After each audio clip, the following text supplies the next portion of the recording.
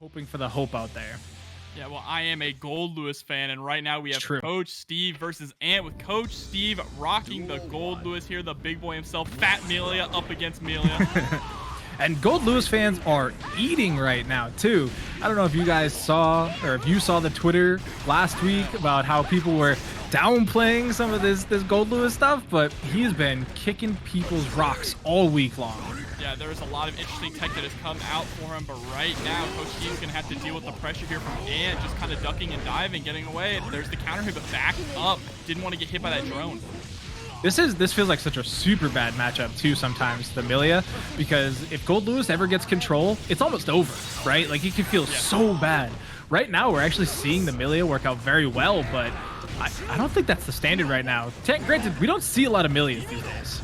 Yeah, that's true. A lot of players have gotten off of Millia, especially with bad matchups like this. I mean, possibly more even here, but Ant is going to take the first round. But like you said, Doctor, when Goldlewis is able to land that hit and start applying that aggressive offense, that's really when it all crumbles for Millia. Yeah, Millia, you know, basically a wet piece of paper mache sometimes, always going to take too much damage, but that drone comes in. I actually really like that adjustment of adding in the command dash to dodge out on the drone, because Coach Steve's constantly going to the air after it, which makes sense, right? Like, Millia typically wants to go to the sky, and a lot of players, to avoid the drone, also jump. But we're seeing right now Ant is actually command dashing through it and almost underneath Coach Steve. Yeah, one of the big things you need to do is you need to be able to play around that drone, and there's a nice crossover to the other side. Gonna swap, go empty low. And this is exactly what Ant needs to do. Keep this up. Tries to bait out the burst, but still is able to maintain the pressure. Just needs to get a little bit more. Forces the burst here.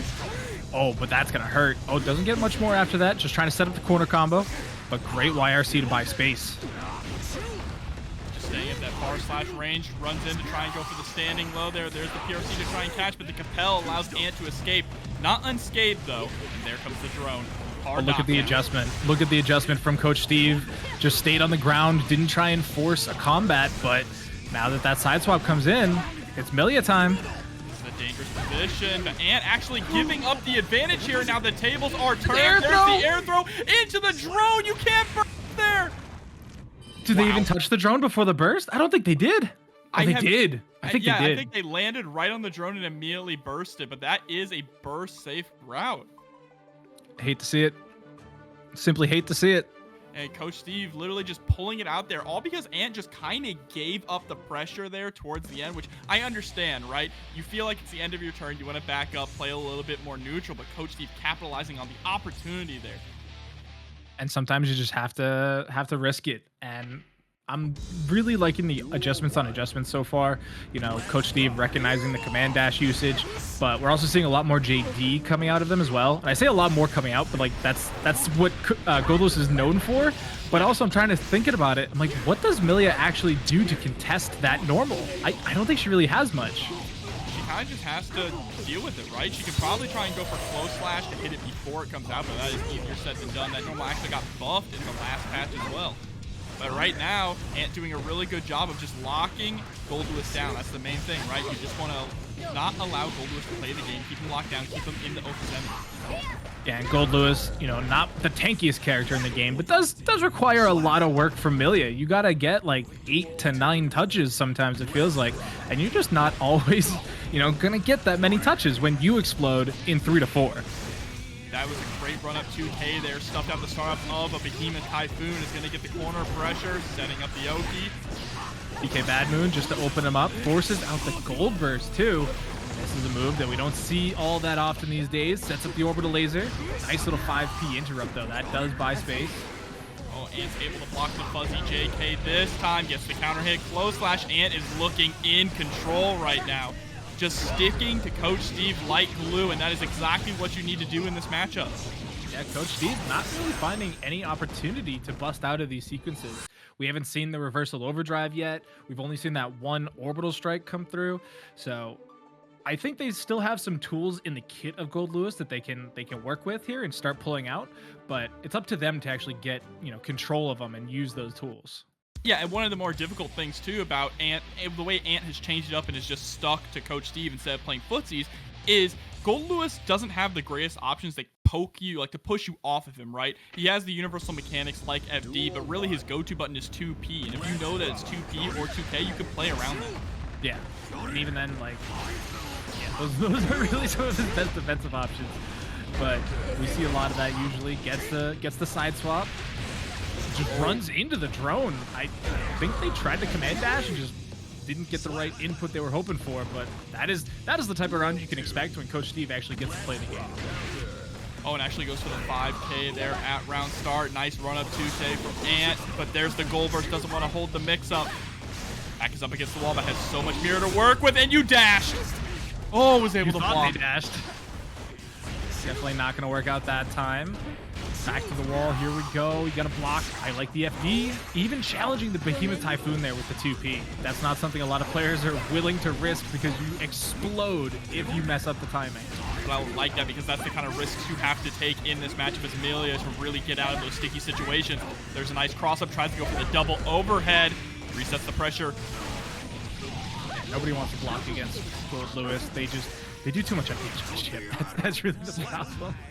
But they're actually going to die to the tandem top, interesting enough. Yo, Ant trying to get up 2-1 in this matchup. Gets a clean pickup there off of the counter poke with the Capel.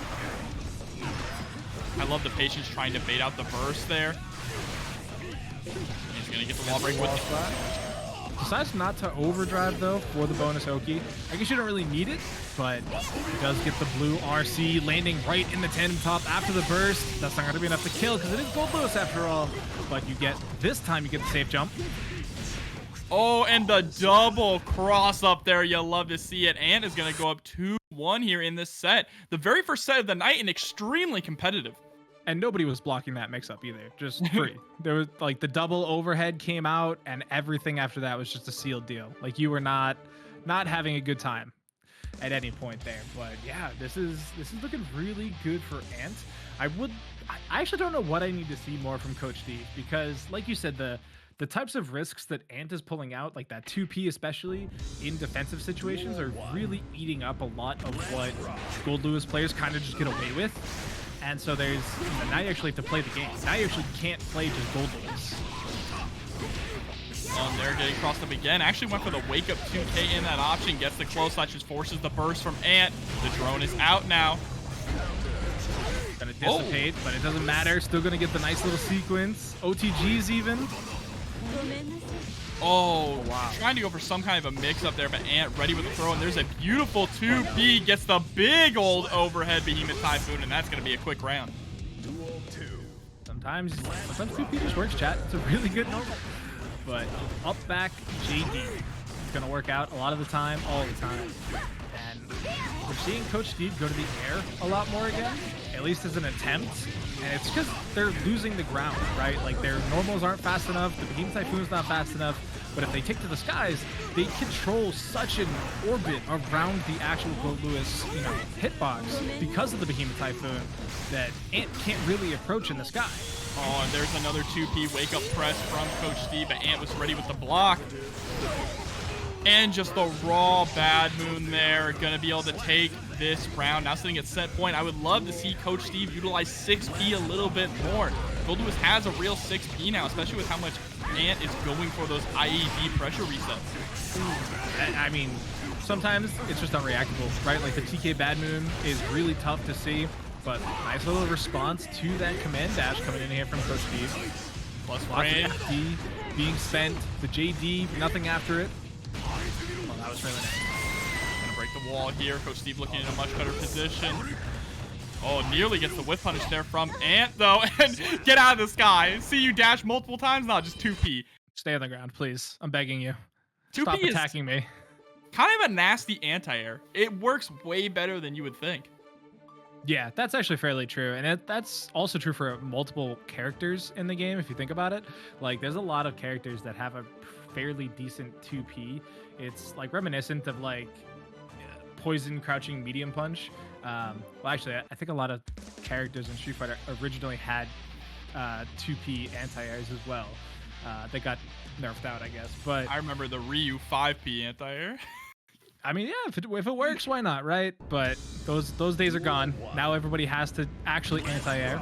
But regardless, taking it to a game 5 now. Coach Steve versus Ant. And what a way to start the night, right, Jobber? Right? Like, we got Millia versus Fat Millia. Taking it to a game 5. I would hazard a guess we're taking it to a final round as well with how the players have been playing.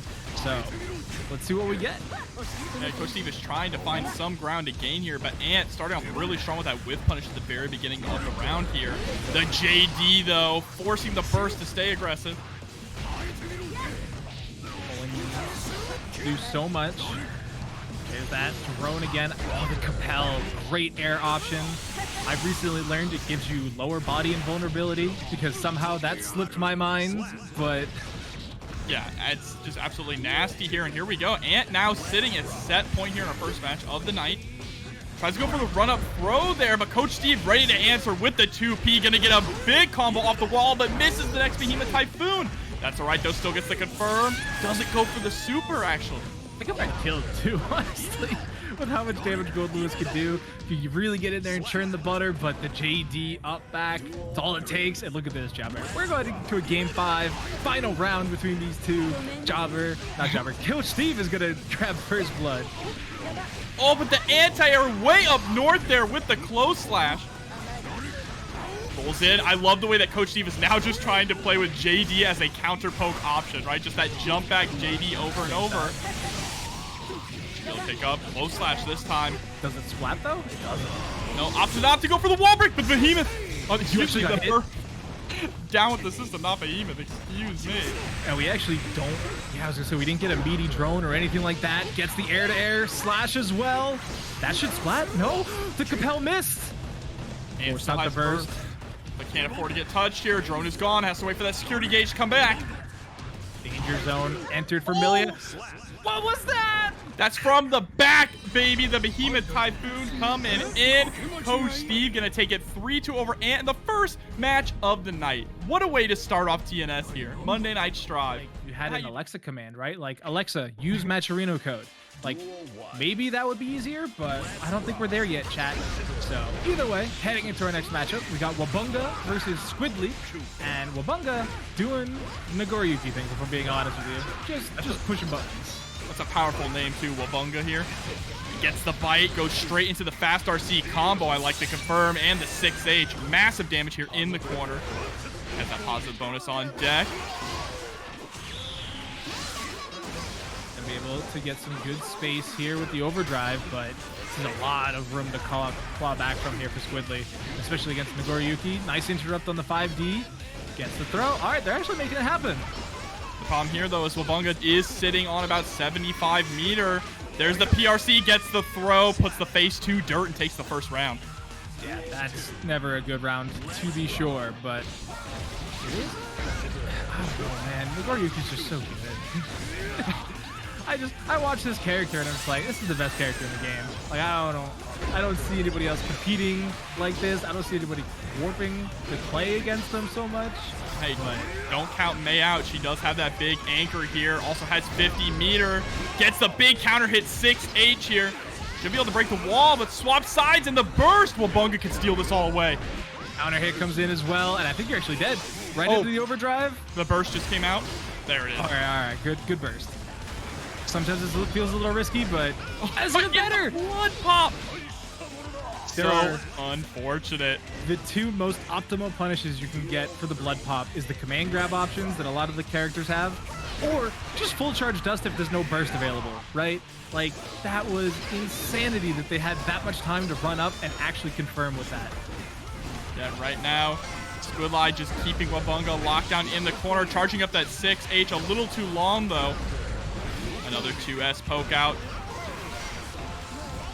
Patience here from Wabunga, and a beautiful backdash. That was an insane backdash coming out there, making sure that they had the space to do it. Gets the counter hit close slash as well. It's just so much. There's so much to pay attention to, so much to dodge, so much life just gone. Yeah, and that's going to be game 1 there too. Wabunga looking pretty strong. Squidlye, though, had a really great comeback in that second round, right? Getting the punish on the blood pop, the perfect burst there to make sure they didn't get hit by the super. It is kind of tough to ask, but Mei, of any character, I think is the one that could really do it. This character still has an incredible amount of damage, has some really great burst safe combo options as well. I would say probably one of the most amounts of combo safe options, right? Compared to like those long range characters like Axel and Happy Chaos. But like, how do you burst against Mei a lot of the time? That can be very difficult, especially with how strong she is in the air. But right now, Wabunga trying to force Squidlye to burst here, taking 2 bites out of him. Even the pit with the 2K. Yeah, the pressure using clone here in the corner is so relentless and hard to deal with, and that is a hero burst from Squidlye. Are they going to be able to bring this back? Does get the dolphin into the corner. They have to be careful with these dolphins, though, because we've seen Wabunga very easily 6P a lot of Hold up. Oh my god. Here comes Giovanna. Surely you're not dead. You have to be alive. Oh my god! What?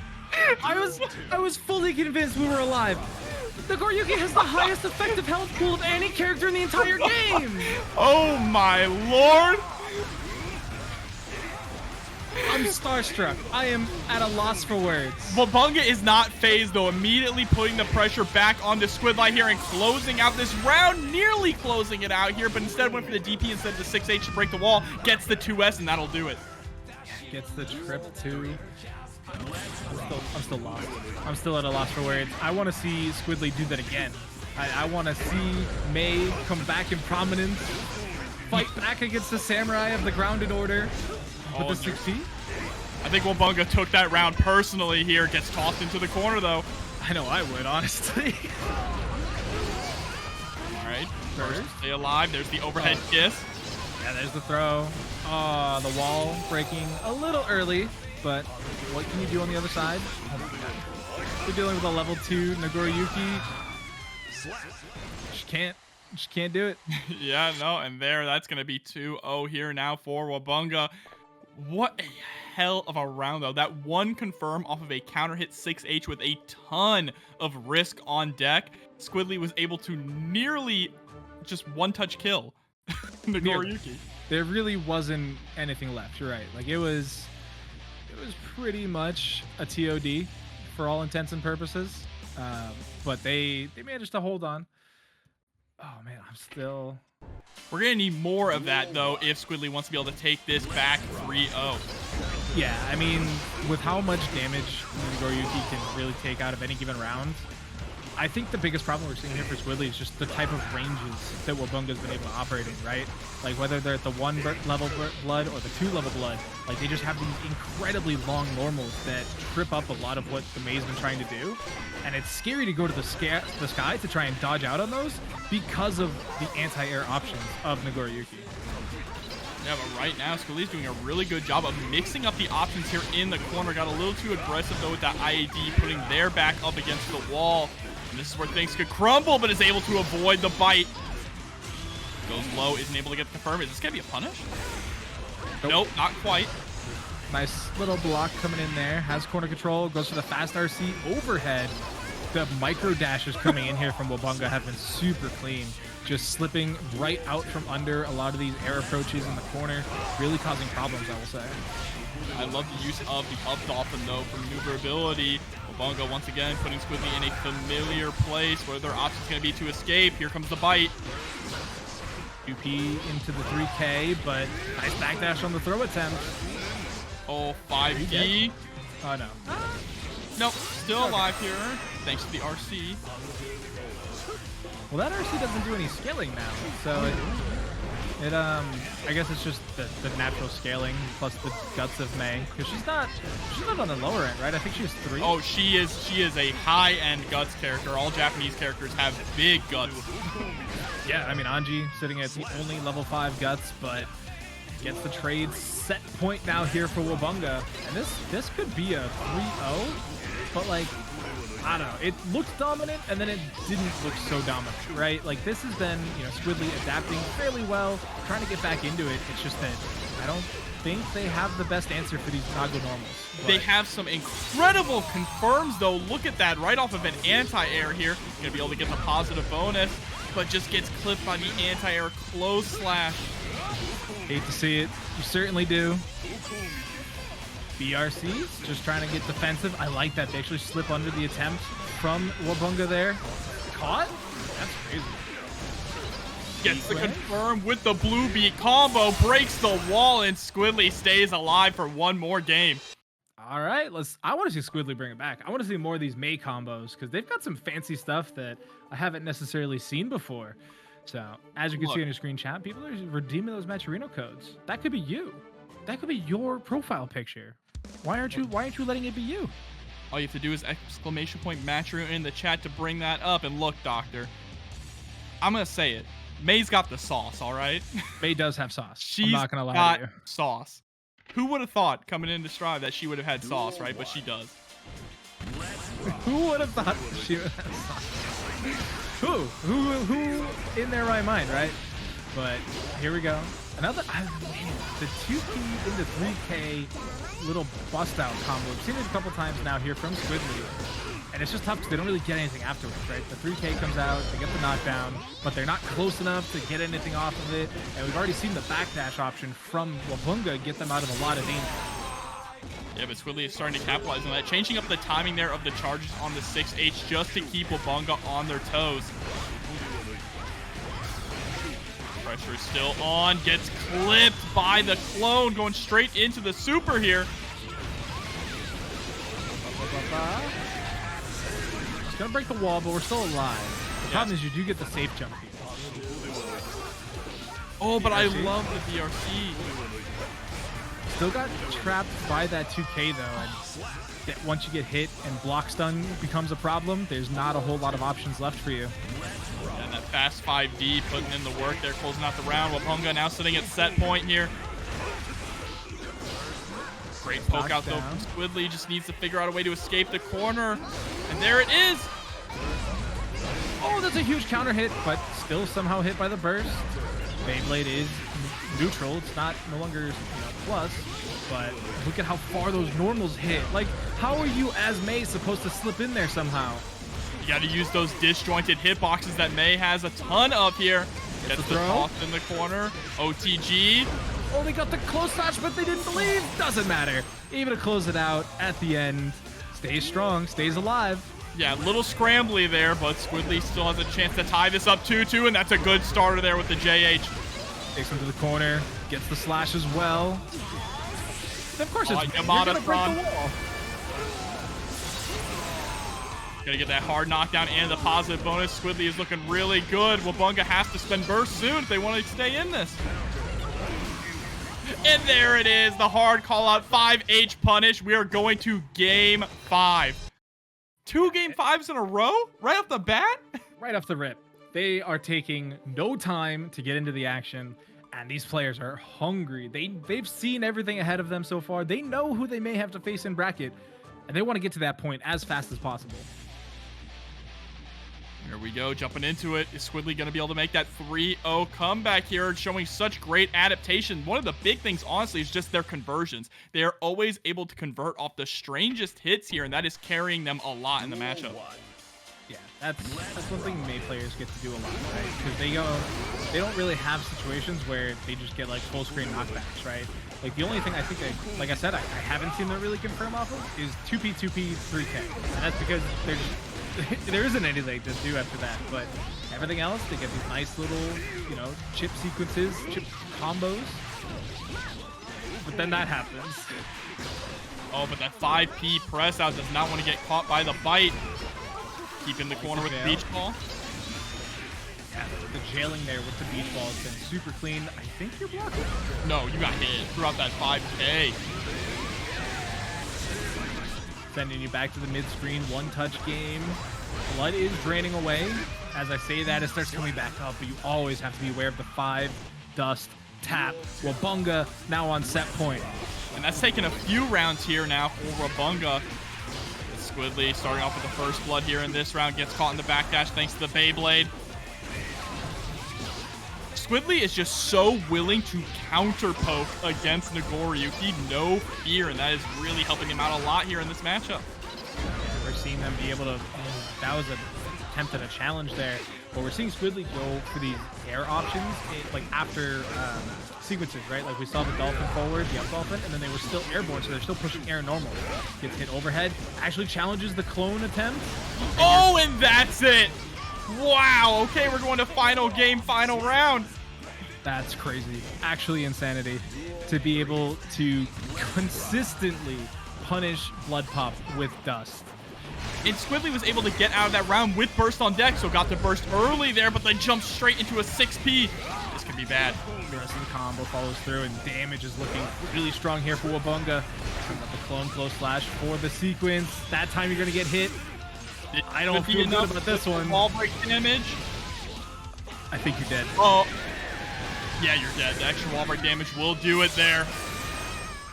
And a perfect to close it out. What a hell of a set, Wabunga and Squidlye. Of Millia, but obviously he's got a DP, right? So he can always just bust out, says I don't want to be here anymore, and removes himself from the scenario. But that's going to be up to the Millia player here to really secure that lock. Yeah, Kai is also going to be able to check Millia a lot here with the stun edge when he has 50 meter. His 6P is not terrible either, too. So he actually has like a pretty solid anti-air option in that normal. Plus, he can take to the skies a little bit easier than some of the other characters between his just, sword normals on top of like the JD can be a little tricky to get, sniped by in the air sometimes. Yeah, and already harassing Millia's approach there with that counter poke 5K, right? That 5K is so active, and it's a standing low here, but Mop just trying to get something started. Kensei with the burst, keeping the pressure up, and that's going to be the first round. All gone through the wall. I mean, Kai also kind of has some juice, right? Some schmicks in the corner once you throw in some of those other sequences that he can, trap for you. Oh, trying to chase up to the skies with the JS, but it's not going to work. Mop able to get the knockdown here, goes for the overhead, straight into the throw. Ooh, that was a dirty little mix-up there, taking the corner. Ooh. I almost thought we were going to get the air jungle pickup, but challenges with the air normals, and look at that sequence. Oh, you could have got a close slash. You could have got the close slash to close it out. Or even a 2S OTG might have been enough to close it out, but that's all right. Mop is still able to take the round, holding onto the burst as well. Base of the corner. Can't crouch blocking. All right, that's 2 overheads in the throws that we've seen. You have to imagine next time they're going to go for something different here. But there we go. Counter hit JH. Goes low this time. Oh, we're going through the wall. 100%. The Bad Moon does it. A little unfortunate because they had the tension for the overdrive right at the end there. But 6P into hair car, it's going to work out. It's going to work out with a perfect here for Mop. Putting in the work, going up 1-0. That first round really looked like it was all Kensei, right? And then Mop, a switch just flipped inside of them. They were mixing up Kensei like a monster there. Yeah, you got to be, careful how the rounds kind of shake out from the beginning. But as the Millia player, you kind of have to get used to losing a good portion of your health at the start, right? Yes. Like you're constantly going to be on that back foot because you just explode whenever you get touched. So it's not something that, you're going to be consistently in the lead with. And that's all of these, fly swatter type champions or characters, whatever you want to call it. Sorry, League of Legends Worlds was recent, so it's still trapped in my brain. But catches the backdash with the close slash. Hanging in the air there, trying to keep the pressure up. There's a nice jumping slash, though. And Kensei still just getting locked back in the corner. Goes for it a second time here, gets the full confirm. That's up the heavy stun edge as well. Goes for the corpse hop. That was clean. You got hit. You're pushing 2K. Oh, no, you didn't. Oh, press 2P. Really nice recovery on that. Goes for the OTG setup with the dash cancel. Scum Dipper comes through. Close slash into 2H and takes the round. Oh, man. Tries to get the anti-air option with the air-to-air, but they landed faster than you. And we're already positive bonus here for Mop. Let's see what they can get done with that extra bonus tension. That time they didn't win the air-to-air. They lost the battle. Oh, but there's the gold burst because they didn't want to hold any more of that. And there's that harassment with the Dipper once again. Just gonna break the wall, not gonna spend the super here, give us the positive bonus. Look at the damage difference too, right? Like one of them nearly dead, the other one after breaking the wall doing okay, and they're gonna survive another wall break. Yeah, this super does no damage.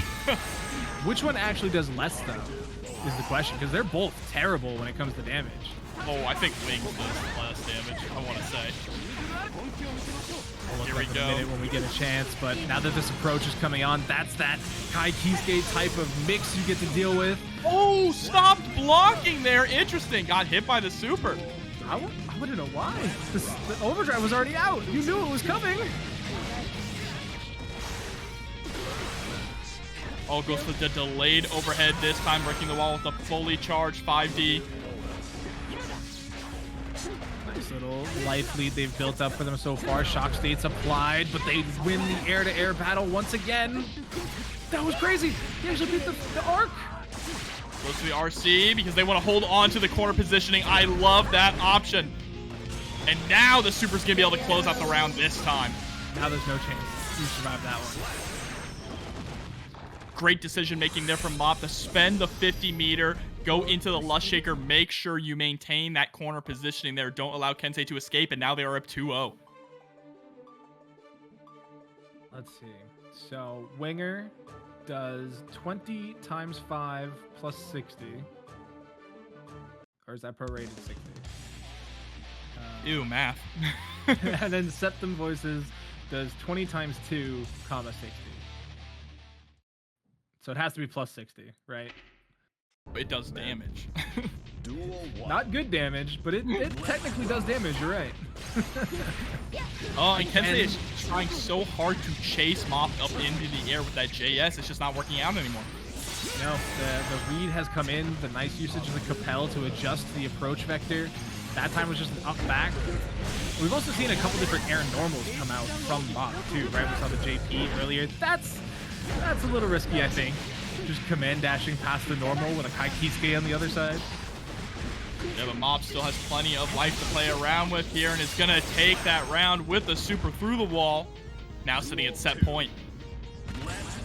This has been pretty clean for Mop, I would say. Once they got the read on those air approaches, things have been looking just nigh unstoppable. And even when it doesn't work out, it's not the end of the world because the full combo didn't happen. Gets some Oki here. Tries to go for the stagger pressure with the JD. Oh, great 6P call out. Oh, tried to grab though. That is not a great time to be throwing that in there. Wow, okay, I was not expecting after the RC for Mop to actually die in that situation, but Kensei just needs to take another round to stay alive here. At least for a little bit longer. Immediate JP came out from Mop there, trying to interrupt any type of shenanigans from Kensei. But now, big combos towards the corner. Change here to the fireball. Yeah, I was gonna say the 6P got punished because they opted for the fireball versus the flip kick. And there's the stun dipper coming through. Just goes for the 2H. Wonder what they were trying to go for in that situation. I was gonna say birthday, but I looked at the wrong bar. Maybe they did too. Happens to the best of us. Burst now available for Mop. Negative penalty applied to Kai Kiske though. That's horrible. Oh. Kensei lost all of that tension they had spent the time building up. Now stuck in the corner against this mix-up machine. He's able to block that. Okay. The throw able to do it there. That was beautiful. The just block actually keeping them in range, right, to get the throw punish. Yeah, the throw is something that we actually haven't seen that much from Kensei this time, which is abnormal, right? When you think about, a Kai player, that's their favorite thing to do is just throw people.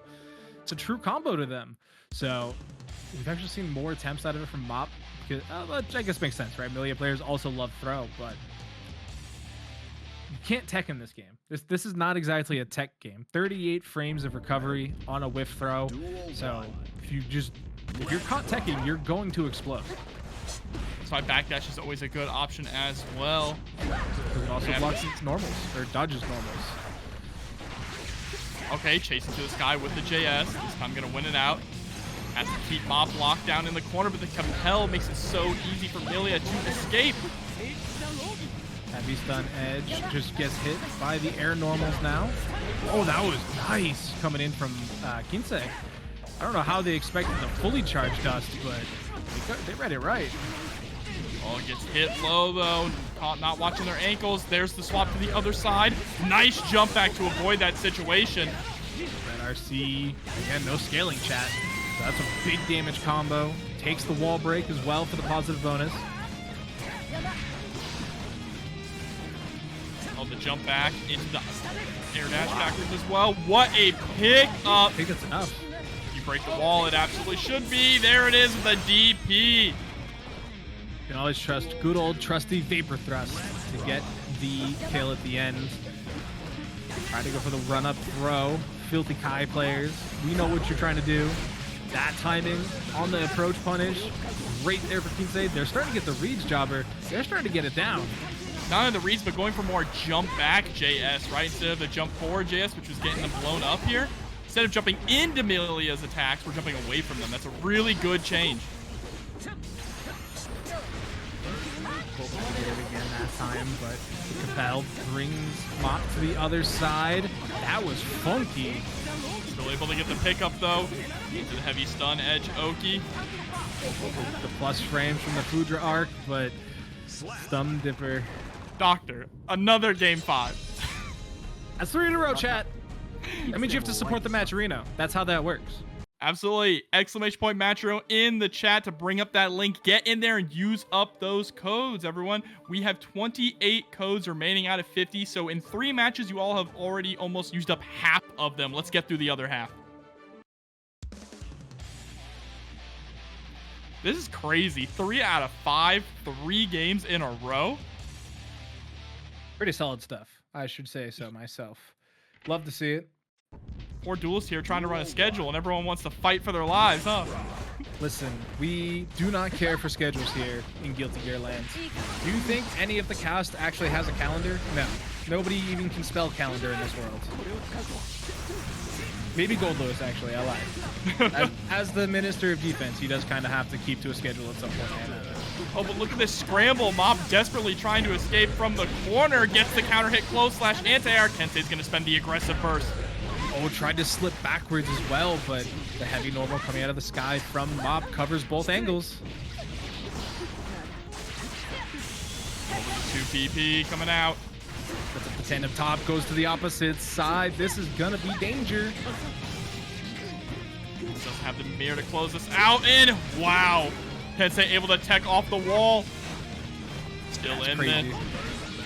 Just the wrong normal pick. Just sends it. Oh no! Too obvious with the jump backwards into the air dash there. Interesting scenario, but 6P, good for all options. So set point here for Mop, who hasn't had the opportunity really to shine these last couple games. But here they go. Gets the sequence. Kensei spent that burst really late last round, so they're going to have to take all of this damage. Still only about half burst. Danger already for Kensei, though. Has to be super careful to not get that negative penalty. I almost called it a bonus, but that's not what that is at all. Oh, is that enough? It might have been enough with the winger, but the scaling was quite high. Do not lose all this tension. The backdashes are hurting you, my friend. The patience here coming out. Oh, the clip, and then runs into a gold burst, but the super! Just sends out the Septum Voices right at the end. Do you think that was a read, or do you think that was a punish? Do you think that was all of that goes towards the players? Let's check this out. We got Bridget on the screen now, a character that I've been hyper impressed with. Some of the players that have made her very viable, I should say. Yeah, and it's Daze coming through with Bridget as well, so making the swap here. Yeah, there were a few players that swapped when Bridget was released, and they've had some fairly good results. Both Kiske and Diaphone making top 8 at ECT, things like that. So the character, I think, definitely takes some work, right? Like, her normals are fairly strong by themselves, but actually getting into the mixed game and being able to utilize that special there is a bit tricky, I should say. Yeah, and this matchup in particular, One of the big downsides about Bridget, honestly, is her health, right? She's a very squishy character as well, and look at the damage that Mei is outputting here. Yeah, she's the third character in the game that has 0 guns. So yeah, Bridget simply exposed, which is interesting, I think, when you compare it to some of the other characters that are competitive. But she does have a meterless DP, so that is an option to get out of these corners. Needs to find an opportunity to use it, though. And Pineapple coming through with the $5 direct contribution to the match reel as well. Thank you so much for the support. Geki here. Fast PRC forward. this time to get the 2D.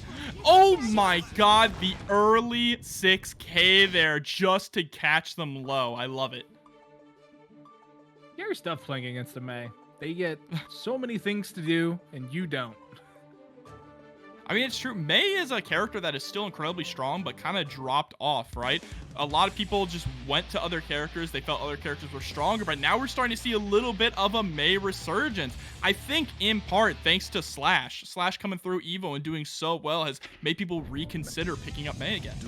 I think that's actually a fair thought because it does take a player doing well with a character for people to really start thinking about it again, but that's one of the things that Bridget brings to the table that a lot of players need to start utilizing more is her command grab. It is bananas. It's so far reaching. You can change it from an air command grab to a grounded command grab simply by holding the button down. Like, it is so good. Yeah, but there's a bit of a scramble going on here. Daze started off this round very strong, but is having a hard time dealing with the dolphin spam here from Pineapplehour. Here's a great confirm, though, in the corner. Tries to go for the rolling attack. But a great jump out and a great up dolphin to maneuver. That's up for the low. Doesn't get anything out of it, though. That time we are going to have the red RC, and that should be more than enough damage to close out the round. Absolutely. 2H sends them flying. Another round start situation here. Goes for the run up 5H. Oh, actually, that's insanity. Yeah, choosing the actual fireball option, right? The one that has a hitbox there on the way in is a really good option for calling out the dolphin, actually, it seems.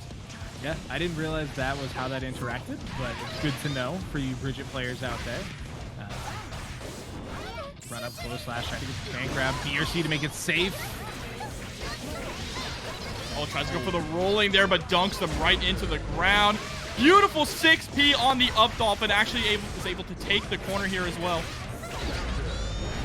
You cannot tumbleweed into the dolphin. You will lose that trade. Hello? The kickstart my heart actually connecting at the end there. Goes for the shoot. Red RC. Pulls in Roger.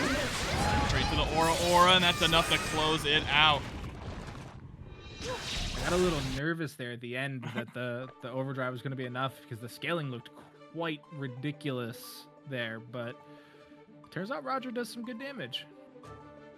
Yeah, that final hit of Roger that comes in does a big chunk, and also the very beginning too has so many hits in it that it's good for taking out characters with decent guts. Oh yeah, it does 80 at the end, so before proration, so that is quite a bit of damage actually. Holy moly. That's if I'm reading this right too. I don't chat. Trust me, I can't read forums or brackets or anything like that to save my life. I just pick numbers and I say them honestly. Counter hit there, sending Pineapplehour back to the other side of the screen. This is where Bridget really looks oppressive, right? When she can just get the game going, start mixing people up. Like, look at this. High-low mix on every single knockdown. They are going to be able to get some more damage coming through. Kickstart my heart into the shoot. And the 6P counter hit right into some roller blades for the closeout. So, the W coming in here from Daze. Cannot escape the Dolphins forever, though. 6P is the Dolphin like you should, chat. Remember, good option. Up, down, up, down. Where's the next mix going to come from? Nobody knows except Bridget. Going to be able to set up with the RC. Dodgers out on the hammer fall. The anchor fall, I guess. Dolphin into the corner. Had Bit of a pressure moment to disappear though. Burst, everything's coming together here for Daze. Even base out the burst. Doesn't have enough to kill those out though. Has the red RC to make the butt bump safe. I don't know if they wanted the yo-yo that high. It forced every mix-up to be a high in that scenario. We saw the 6P whiff. They're still trying buttons, but you're just far enough away. There we go. Another game on the board. Yeah, up 2-1, doing a really good job there, just being very oppressive and running that mix-up game. And the main thing is you need to be able to navigate your opponent, right? You need, especially when you're going up against a high damage character like Mei, you need to be able to force them to throw out those big buttons, go for those big chances, and then whiff punish them to get them into your mix-up.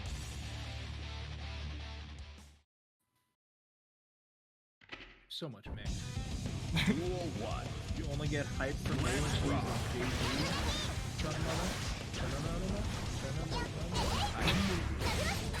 A lot of letters in that name, I'm sorry. But yeah, we don't actually see a lot of Maze using JD. It's a great movement tool, and it's a lot of the reasons that you were talking about earlier with the talent stuff where you adjust your approach vectors, but sometimes you don't get the opportunity. Sometimes you just get hit. Speaking of JD, though, Daze able to get a nice confirm there off JD, gets sent into the corner. Beautiful 6P to challenge the Dolphin. Oh, and blocking the YRC. Clean dash cancel picked up.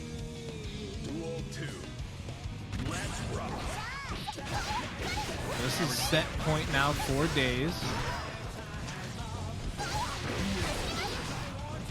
Gets the corner control, trying to go for the close slash, but a great jump coming in here from Pineapplehour gives them a chance at life, but the throw whiff! Oh, and gets the combo there off the kick, start my heart.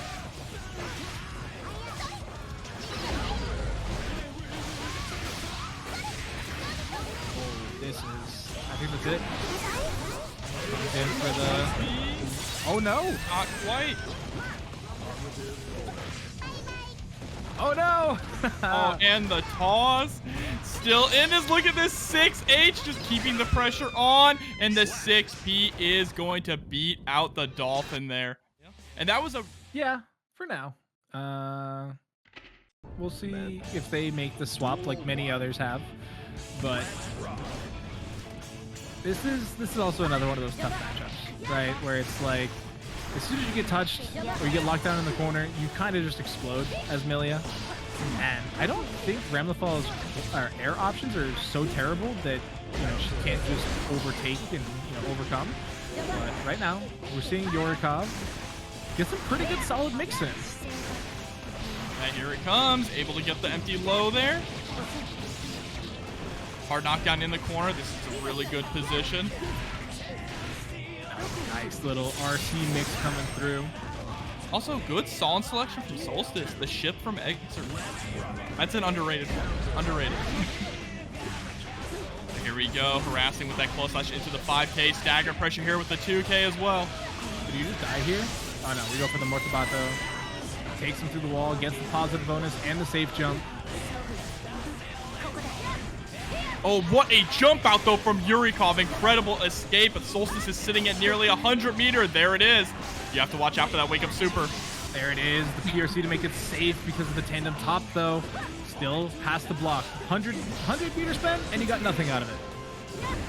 Right, they still have a great life lead here. They just need to really get one touch onto Yurikov to close this out.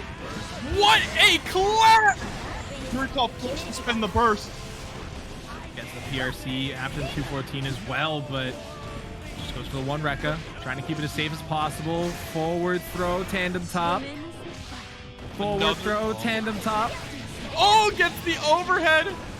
Solstice still has burst on deck. It gets baited out, and Yurikov with a hell of a comeback in that round, able to go up 1-0. Really clean stuff, recognizing every moment of comeback potential there for Solstice. They were aware of the reversal Motobrato. They were aware of the reversal PRC, the reversal 6P that gave them the starting of the Rekka that they were able to burst out. Like, they just had every correct read right at the end. And keeping that offense so ambiguous, switching up the options so that Solstice is never able to get comfortable with it. to see how that adjusts, because it is this first to 3. You get a little bit more time to adjust to it, but if you can, Yurikov's just going to run over you. Yurikov is one of the best at being able to do that. Oh, great 2S press there. I think 2S is a strong button in this matchup. There's the RC, keep the pressure going with the swords. Oh, the command dash and dodge out of the sword throw was sick. He sets up the knockdown, gets the tandem top sequence as well. This is so horrible for Solstice. They've been getting mixed for their life this entire set so far. That was a great jump back JP, though, to try and lock Yurikov down, but they're going to go for the double jump straight into the fastball. Burst is going to keep us back in neutral. Not if Solstice has anything to say about it. Explosion. Oh. 2K6H.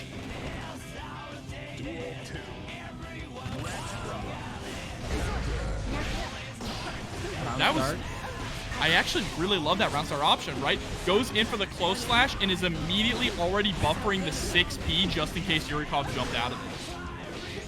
Oh, nice 5K interrupt there for the jump out attempt. Gonna be able to take the combo through the wall. Turns out 5K is a pretty good starter. And there we are, tied up 1-1. That's just how it goes, chat, right? Like, Yurikov is like EPMing through the roof. They got like 7,000 actions a second, and then Solstice is able to get a 5K Mortabato sequence, and it removes 70% of the life bar. That's what you have to be ready for that when you decide to pick Millia on the character select screen, right? You have to be okay with those things happening. You gotta, you sign a contract at the beginning when you lock in this character. It's like, you will never know peace. You will never know silence. You will always be pushing buttons. Oh, but running straight into a big button there from Solstice now. Gets the fully charged dust and the 2H. Mortabo, my god, your health bar. All gone. All gone. Disappeared. Goodbye. Never gonna see it again. And there it is, the far slash with a perfect coming out from Solstice. All before the lyrics kicked in. Yeah, that was lightning fast round. That's like what people were seeing like in the training mode combos before, where it's like, bro, have you seen how much damage you can do to Chip when he throws out his clone? It's like, yeah. You know. Oh, but there's the burst coming out. Good option to burst at the fully charged 5D as well. Nearly picks up the compel combo, but Solstice is ready with the burst. All right, they didn't get a pickup there. I was a little scared. I saw the counter hit and I was like, you're dead. But now, up back special coming in there. Oh, I think they went too high. Oh, but it's not matter though. Yurikov looked like Yurikov maybe got caught backdashing or got caught in his jump frames there, the jump startup. I think you're right. It was jump startup. I think I saw a bit of a crouch coming through there, but yeah, that's something to be aware of, because there's like a handful of frames during your jump animation that you cannot block. It's like 5 or something. It's a very small amount to be sure, but sometimes it's just enough to see your life bar disappear. Yeah, absolutely. Especially because even backdashing puts you airborne, right? Getting hit in a situation like that can lead to massive damage. All right, gets the double overhead straight to the hard knockdown. Time to run this Okazemi. Nice little interrupt there. Oh, the burst! Hate to see it. The air bursts they're actually worse this season too. You can get so much more punished when you go for that option. But YRC to make it safe. Are you kidding me? I love it. I love the option. Your turn's over, just mash it out. It's never your turn in that scenario then, right? Like, you can always be mashing Mortabato. It's never your turn when Ram hits 50 meter, let's be honest here. True. I respect that answer. As a previous Ram player, I lived by that credo, so. Great side swap there, though, with the delayed close slash after the first one. Gonna break the wall with the wings and get that hard knockdown, plus the positive bonus. Goes for the side swap off the safe jump. Doesn't get much out of it, but life bar is a bit even. All right, no longer even. We in there. Jumps out of the tandem top, has the PRC though. They were gonna land right inside of it. Solstice is doing a good job now checking Yurikov with these 5Ps, the jump P as well. And it's starting to work out. And Solstice gonna take it 3-1. You cannot get hit by the second. This matchup sucks. You think it sucks? As an Axel player, yeah, I think it sucks. I believe that. All right. I thought you were going to try the other way, and I was like, I don't know if I believe that. All right, that looks like it sucks. Yeah, I'm not a fan. I'll be honest. It might be decent for Axel, but Soul's just my kryptonite in every Guilty Gear game. But right now, Remi is trying to keep Umisho out. The counter hit, though, with the Bandit Bringer. Yeah, that is not great on block, so you are going to get punished for it. I saw the 2K2D get away from me, says Remi. Great timing on their normals. Oh, rushed in with the 6P. Yeah, I like that PRC to make sure they don't get whiff punished, but there's the jump out. Gets the bomber off the JD. Simple little sequence there. No longer having to break your fingers to get the DP motion. Hello? What? Remi looking practiced in this matchup. Oh, but what a jump over the rainwater there. Umisho playing a very patient Soul. I like this a lot. We'll see how long that lasts, right? I feel like Soul players kind of have like a meter in a set, right? Where they start off respectful and then they like build up enough like protagonist rage at the end so they finally just like give up hope and like werewolf out, where they just start doing things like, you know, random S Viper or like Wild Throw, as I say that. Oh, but the OTG 2H and Remi Celeste in pretty much complete control in that first game. I'm curious, is Umisho, is she going to stick it out with Soul? I would think so. I think she would play Soul at least for one more match here. First to 3, you do get a little bit of extra time, that one extra match to, you know, throw away, for lack of a better term. But you're right, they are going to lock in the Soul bad guy, so she's going to be rocking that protagonist armor for a little bit longer. Let's see, start here, just trying to rush in, force the block. There's the DP out of the pressure. Interruption for that gunplay. Oh, wow. Actually tripping him in the knees. Remi's forced to burst out. Remi just harassing here. Tried to go for 2S, but was too little too late. There's the TK DP. And Axel's dead. No, doesn't opt for the super. Instead, gets the 5D into the RC. Now Axel's dead. Took an extra second, but we're in there.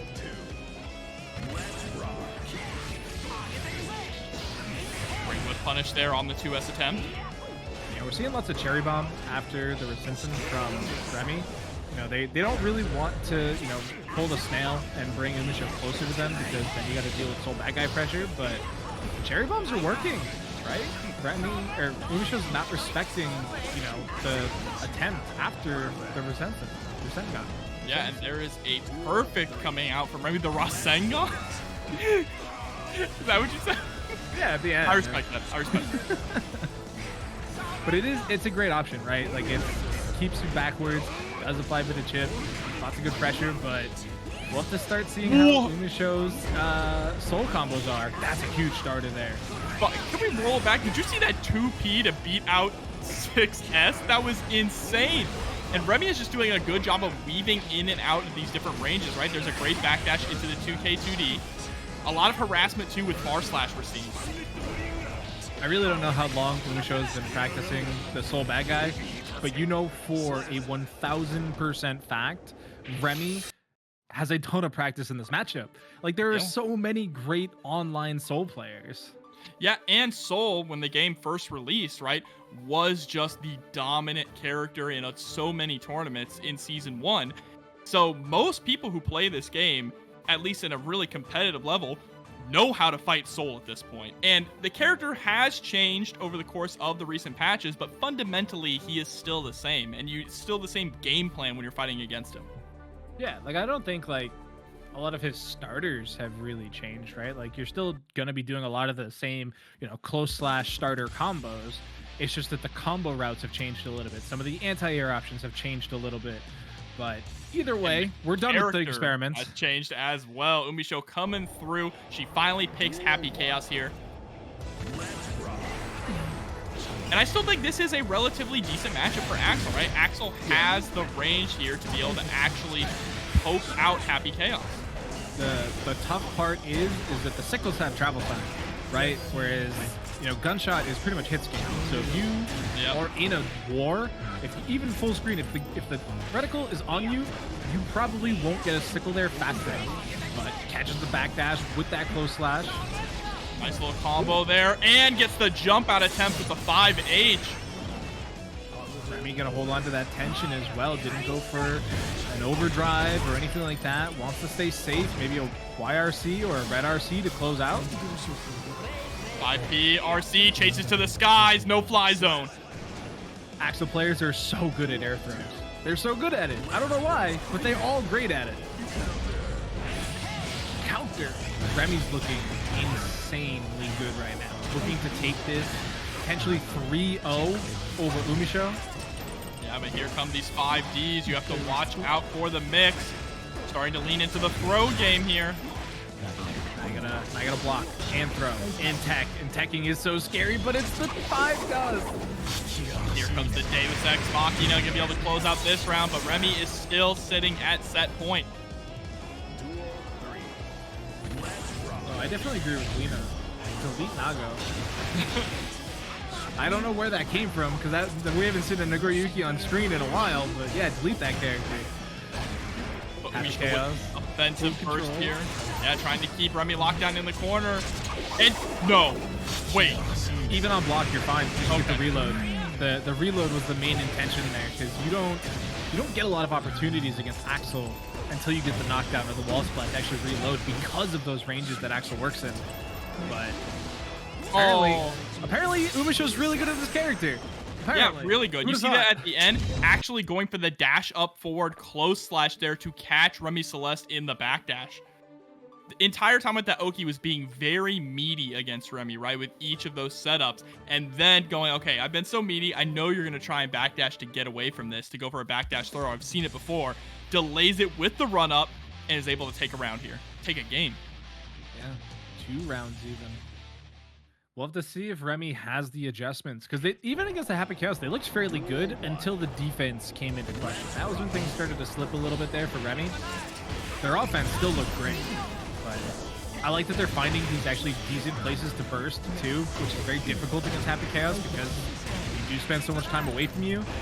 But Happy Chaos's 5 dust gunshot combo, probably one of the most egregious things in the game. Yeah, and look, this pressure is just never ending. Remi trying to jump away, but Umisho, she chases up with that JP, and finally, Remi gets a knockdown. Umisho doesn't even have any bullets. That whole sequence was bulletless. So, like, even off of any solid hit, there wasn't going to be anything to come of it. Gets one single reload, and that is enough for a couple more. You're dead. Yep, Daze Ex Machina coming through.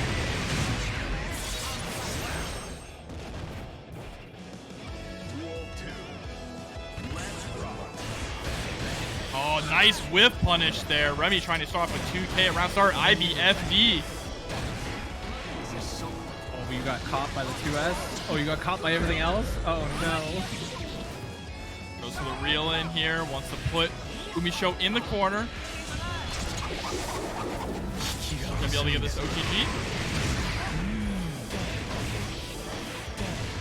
And just a raw gunshot. Umisho is unbelievable with this offense. It never seems to end. There's the 5D misses the link right afterwards. Yeah, there was a couple times actually we saw the 5 dust, but gets to the other side of their clone for the close slash. And we're taking it to another game 5, Jobber. We've been here before. I don't know who's going to take it though, because it seems like Umisho's Happy Chaos is just like unstoppable. I mean, that's your Evo champ, right? True. Umisho is the one to beat.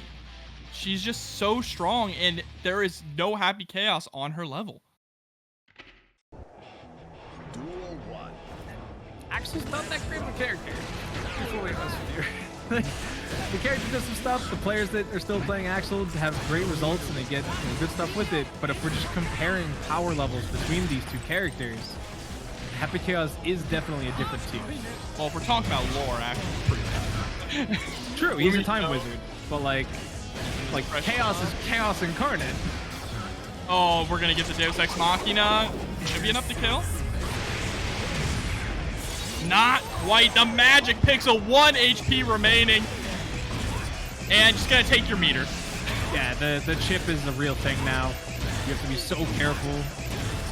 And even if you're careful, it might not matter as the Brain Blast comes out. There it is. Finally gets chipped out. You can't just hold FD in that situation either. You have to blink the FD. You have to manage it, right? Yeah. And even, you know, if you miss up one time, like that's the game. That's the gunshot chip. But Umisho just kind of having fun with it right now, rolling back and back, just trying to inch her way in. Rainwater attempt, but great blocking here from Umisho. Her risk bar is flashing, so any hit that comes through is gonna hurt. But they have burst available still. Mortal counter straight into the Axle Bomber. 2K 6P for the reset. Yeah, they actually chose not to burst. They fully believe in their defense after that sequence, but it's a knockdown. Cherry bomb. That back dash is actually super risky. Is that punish or was that just a reload? I think just going for the reload here. And we don't see that often, right? A lot of Happy Chaos players, they don't really just spend the meter for a reload, even as useful as it is. Oh, out of focus though. That nice JP there trying to jail over the clone too. Lots of movement, trying to dodge out the reticle. Oh, the hard part here, Remi was so, oh my god, still alive. No concentration, one bullet left. One in the chamber here. And the 6K. Remi now sitting at set point, final game, final round. I would never believe that happening there, but round start Umisho is so scary. Gets the concentration, thinks a little bit on how they want to reload. Look at this life lead already being gained here. And it's tough because you don't get a chance to build up tension as Umisho's opponent. Like, you're constantly having to FD these bullets. And that's one of the hardest parts about this matchup, right? Is you have to spend your mirror to be defensive here. Yes, right, knockdown. Catching the backdash there with the far slash, just harassing. Delayed 5H. Rainwater, far slash option select as well. Oh, I thought we were getting a throw. There it is. OTG, no. Goes for the meaty instead. And I think you have to. Makes the burst. No, he makes the bomber. Not. No. Oh my god. Forced to burst, but it's still a one-touch game. Okay, Remi still has 50 meter on deck. This is very important here, but dropping that bomb, let's go devastating. The snail there, kind of scary as well. They got hit, but didn't really believe it. There's 50 tension here for Umisho. They can brain blast, they can Deus Ex, they can do whatever they want. Oh, that tension's gone though. And the 2H comes through. Remi is able to pull it out at the last second here. I'll tell you in a second. But up next, Cheryo versus Wabunga, and we're gonna get some more Goldlewis gaming here. Another top 8 qualifier match, and now it's time for the big boys. Cheryo sent him to losers. Oh man, so Wabunga here coming through with Nagoryuki up against Cheryo, the one who sent Nubenheimer to losers. Goldlewis gaming one more time. This is a super fun matchup. I actually see this a lot in region because 2 of the best players in our region play these 2 characters respectively. So I get to see this a lot. It's also super fun. Lots of 2Ps from Goldlewis typically, trying to bust out of that pressure from Nago, but trying to bait out the burst hardcore there. There's the plus frames 2D, but gonna answer with the super. Still alive, but still have a lot of work to do. This matchup's just fun to watch. Just 2 big, beefy men slamming their bodies against each other here. Huh? There's the BRC, goes for the overhead when the burst comes out. Gonna be able to fall forward there. Why is there so much verticality on that? Daisuke, come on! All right, OTG. Great 2P there. Daisuke not believing in our vision. We're gonna have to hold this for a little bit longer. Harassing with that JD. What a throw though. Wabunga just reacting to the Behemoth Typhoon. Oh, went for the command grab attempt there as Nago 2 gets back thrown, gets tripped. And sent straight through the wall here. Tied up in rounds now. Super defensive on round start, which is crazy because Nago actually has one of the best round starts in the entire game. But oh, the DP? well, any of them, right? Like, there's all of the options that Nago can cycle through are so strong, but forcing the gold burst here out of Cheryo. Does not even want to deal with the drone there. Good job blocking low through all of this and the 2H trade. Into the command grab. And Wabunga Really taking game stuff. 1. Yeah, Wabunga, I mean, obviously they've made it this far. We saw them a little bit earlier in with the Millia matchup, but now they gotta face another big body. And this one hurts, right? Like we talked about how in the Millia matchup, you can get hit like upwards of double-digit times.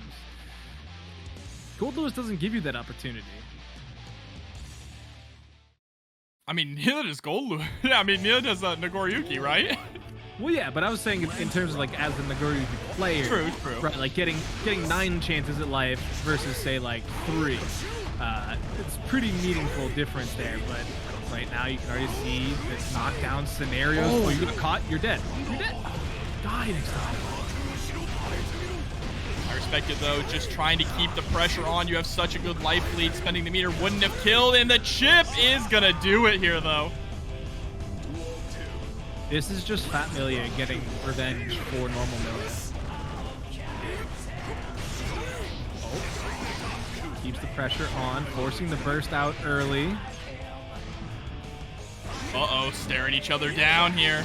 I respect it. Nice 6P to dodge out the JD too. Yeah, neither player wants to make the first move here, right? They want to be able to react and then punish. The drone actually covering the great start counter hit there from Wabunga, but he needs it. Yeah, I mean, I think so. But there's maybe some other things we can change a little bit. But I think the drone surviving was a great change, honestly. 6P is the 5K. Great challenge as well. Gonna go straight into the RC, get that wall break with the 6H. Yes, sir. Through the wall, we got level 3 defense budget. Oh, this is scary. Force the block, force the FD. Did he reach? And he tried to go for a throw attempt there. That's what the counter hit was. So Wabunga just out of range of the throw, able to land the 5D. I mean, throw is a great defensive option. You'll hear it a lot of times, chat, because it start up 2 frames. It can interrupt a lot of things, but it also has 38 frames of recovery. So you've got to be super careful and almost always correct when you go for that option. You can 6P that? That's insanity. Wabunga has been on point with these challenges too, to these Behemoth Typhoons, and just a lot of Goldlewis's options. The burst out though, not a lot of life left.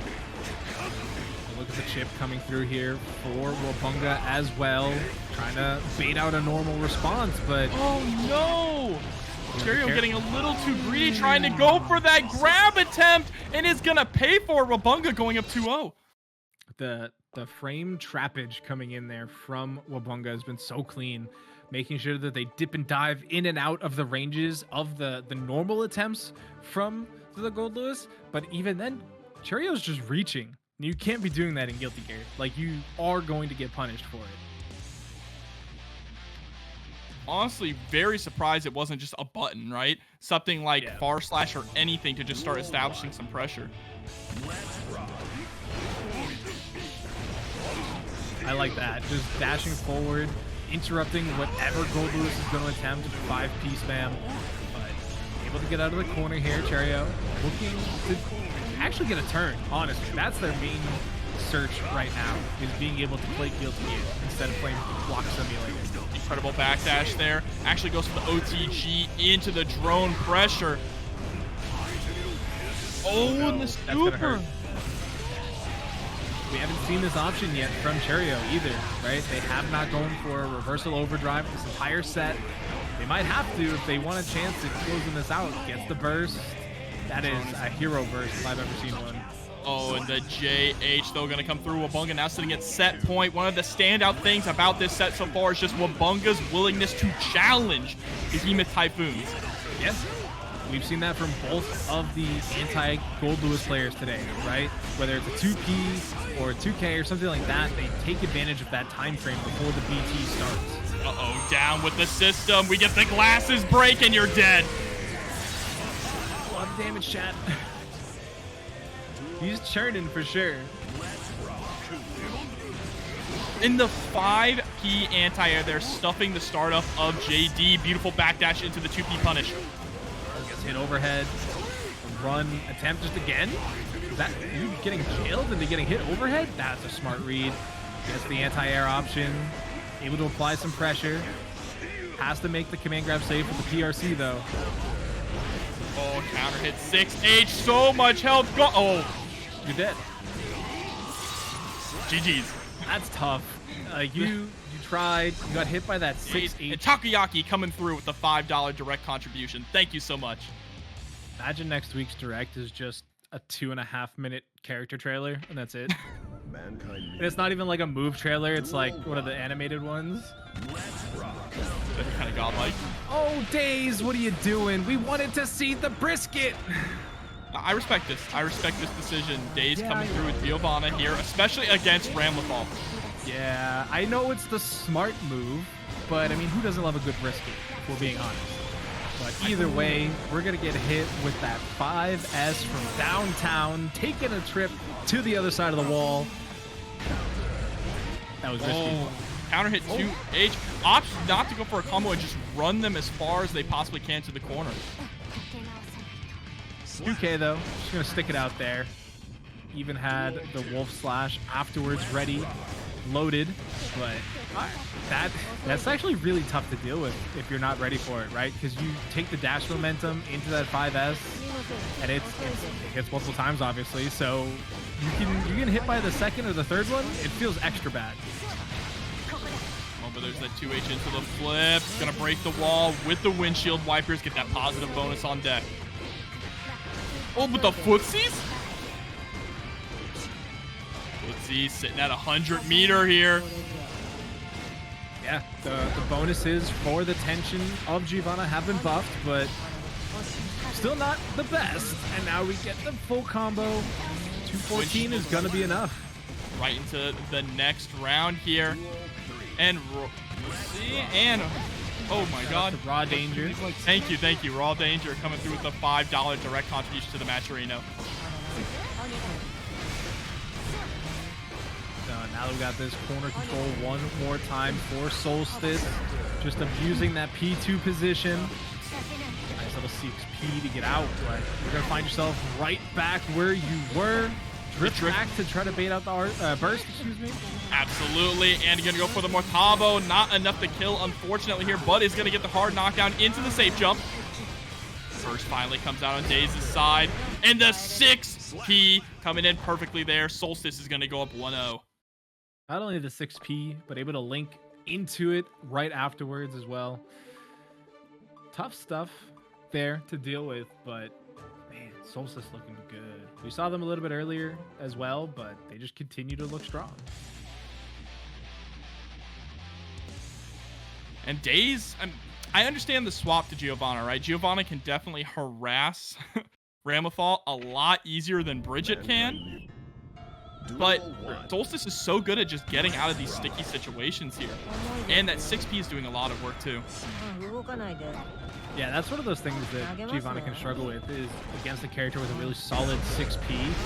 A lot of her tools just don't work, right? Like drill is 6P-able, flip kick is 6P-able, air overdrive is 6P-able. You're never safe, it feels like, from the 6P, but it is what it is, I guess. Part of the vision, as we say. Goes for the full Rekka, has to cancel into the RC though to make it safe. Got it. Faces up with the JP. Air JP, very good. Oh, very strong. And here we go with the laser straight through the wall into the next round. So much damage. That's so much damage. Round start, going for the twirl, and 6P early enough to interrupt the drill attempt as well. Like I said, you're never safe. Great 6P there to get out of the corner though. And now just trying to keep this pressure up, but Solstice is ready for the redash pressure. Great backdash into a throw, goes for the OTG. Yeah, even tried to go for a little bit of air jail. Do a full punish. Oh, yes, with the 5H straight into the spinning dog kick. Wow, that's a lot of damage. I actually was not expecting it to be that high, but plus frames into the charged dust. Yeah, Geo's dust is actually pretty good. But the sequences that you can get off of drill and things like that are very clean. Able to just get that heavy slash, dog swipe, it sends you flying. And now, after just 2 of them, we find ourselves in the P1 corner. Daze trying to play a little bit of this footsies game here. Back is up against the wall. Now this is such a crucial round for Daze, right? They cannot afford to go down 2-0 against Solstice. No, not with a character like Ramlethal, who can There's just a turn. counter hit. Yeah, great stuff coming in from Daze. They're spending tension on both sides, catching the backdash. Oh, dash up 6P here. Gets the plus frames off the spiral arrow. Fast 5D. Daze is staying alive and tying this up 1-1. That's 2 rounds in a row being able to close out by that 5D from Daze. So they're recognizing a lot of down back coming in here from Solstice. And they haven't really represented a lot of air approaches that require a high jump, not a lot of high-low mix. So just, taking the time to slip in some of these 5Ds is going to open up more of these, 2S, 2D type scenarios that, Giovanna loves to take advantage of. Absolutely, especially when you can threaten that with meter, right? So then Solstice is conditioned to think, okay, there's 50 meter on deck. I have to watch out for that 5D. So we got full records, double records. Daze does not want to be put in the corner this early on. Oh, but they're going to get sent there anyway, whether they like it or not. They're actually going to be taking a ride on the laser train. Still alive, just barely, but there's that hard knockdown. Safe jump attempt. YRC. I like it. I respect it. But then just you gotta watch scooped the up. throw. Solstice didn't want this to go to 1-1. They were really hoping to have that 2-0 lead advantage. The JP just to throw him back in the corner. That could have been scary. Solstice did not believe in the Rekka hit. They could have ended the life. And right Jack at ya coming through with the $6 direct contribution to the Matcherino. Thank you for the support to the players. And Daze is getting taken for another ride here. Really? Yeah. Shout out to the scaling, keeping Giovanna alive. For how much longer is the question? I don't think it's very. No, I mean, this is unbearable pressure here, and the chip damage will do it on the sword explosion for a perfect. That's actually insane. Like, it was just a never-ending loop. And it wasn't even like... I mean... it was close slash heavy slash sword throw PRC flip close slash spar slash heavy slash, like it was just on repeat. That's positive bonus RAM. That's just the world that we live in, right? Yeah, that is something we don't see very often, but there it is, chat. Take advantage of that viewing party that you'll never see again. All right, there's the plus frames, goes for the redash pressure. Knockdown with the roundhouse kick, goes for the low option this time. Yeah, it worked out. Forced the burst out of Solstice as well. Wow, they did not respect the frameage there. Gonna go to the side of the wall. Daze in a great round start position here. Goes for the safe jump. And again, you're not respecting the options from Daze. Well, Daze is starting to implement more of these roundhouse kicks too, right? Because they normally end these strings with spiral arrow. Has a gap, but is plus. Roundhouse kick on block is going to be the end of your turn, but it is a great frame trade. Half-life already gone, but you're still challenging round start, and I respect that from Daze, taking advantage of the character that they're operating with right now. Catches them with the drill. They increase the range on that, and you PRC just to get close slash. That feels bad. Great 6P though. Tries to go for the DP into the PRC. Gets the backdash into the whiff punish from the 6P. And Daze on fire. What a round. We're going to game 5. One more time unto the breach, chat. We're going to be watching Solstice versus Daze, Ramlethal versus Geo. I think they've been duking it out. They have been slugging each other for 4 games now. And we've seen dominant control from both sides. We've seen struggles from both sides. I truly could not pick a winner. Well, we're going to find out who's going to move on the top 8 winner side here. Final match between these two now. Round start situation. Daze immediately going with the 5H. It's a good round start option. It gave you a little bit of time to keep up with the drill and the H after it, but back throw now, you have to block. You have to block for your life right now. Yeah, up against the ropes here, having to hold on to this fury of fists. And I like that Solstice was able to check the micro dash out of the sword throw, even if it was just with the 2K. 6P after the H. Oh, the chase down there with the 5H. The spacing coming in from Solstice is too clean right now. Being able to dodge out on these dash up 5S, 5H sequences or whatever it may be. And then they get the counter hit just like that, forcing the burst. Dashing up, harassing with that 5K, saying please just press a button. The trade there going to be in Daze's favor, pushing Solstice back, but they don't capitalize on the opportunity. Instead, just playing very cautious. The PRC actually forcing the BRC out of Solstice, out of Daze might have saved Solstice for an extra second there because it meant that they didn't have that red RC option on the connect of the 5S, but the throw keeps them in it, gives Daze set point now. Hell of a whip punish there too, narrowly avoiding the 5H. A reminder, chat, this is for a top 8 spot. This is not even top 8 yet.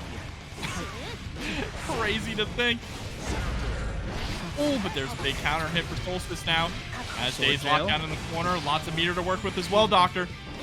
Back throw out of the sword plot. This is huge for Daze. They can get all the pressure they want, but not if they just let up pressure. And I think we're going to a round 5, or round 3, excuse me. Daze still has 50 meter though. That's a big counter hit. But the gold burst? Now we got 100 meter.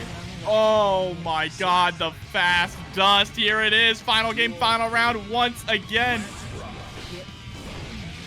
2K into far slash. Not a true combo, but it's going to work sometimes. I love the just block on the sword throw as well. Not losing any ground, but Solstice still able to score a big hit, putting Daze into the corner. Very tough for HP, but nice little close slash juggle. And we even got air sequence afterwards. Command normal's coming in hot. PRC trying to make it safe. 6P's the drill. Just a little too far away though. Didn't get a big confirm off of it. That drill works out. No interrupt to be had. No meter, no burst on Solstice's side. Daze sitting at 100 meter. That means they get bonus chip and offense defense power. That backdash trying to fish for any type of whiff punish. PRC's forward to keep pressure going. 2K2D. Oh, they didn't believe. Drills, positive frames. Close slash should be enough to close out. And there it is. Daze once again taking it 3-2 here. What a set. Moving on to top 8. You're full send right now, Jobber. It's okay. But look at that. We got, listen, chat. You're not going to lie to me and tell me you would not wear that jacket. I'd wear it in a heartbeat. I'd wear that in Vegas in a heartbeat. I'm in Florida, so I'd die if I wore that, actually.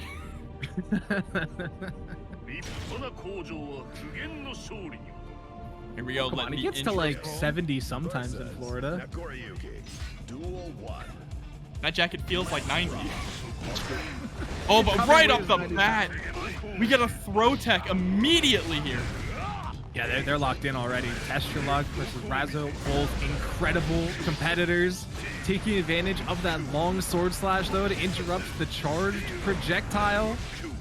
Testyourluck already sitting at level 3 blood. As Razzo locked down in the corner, she tries to escape but eats a 5H, and that's a perfect to start things off. Duel 2.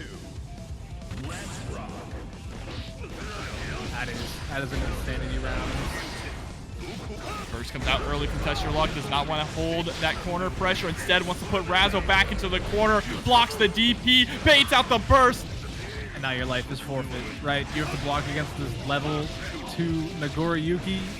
Actually, you don't need to block because you're going to the other side of the wall. So, positive bonus incoming.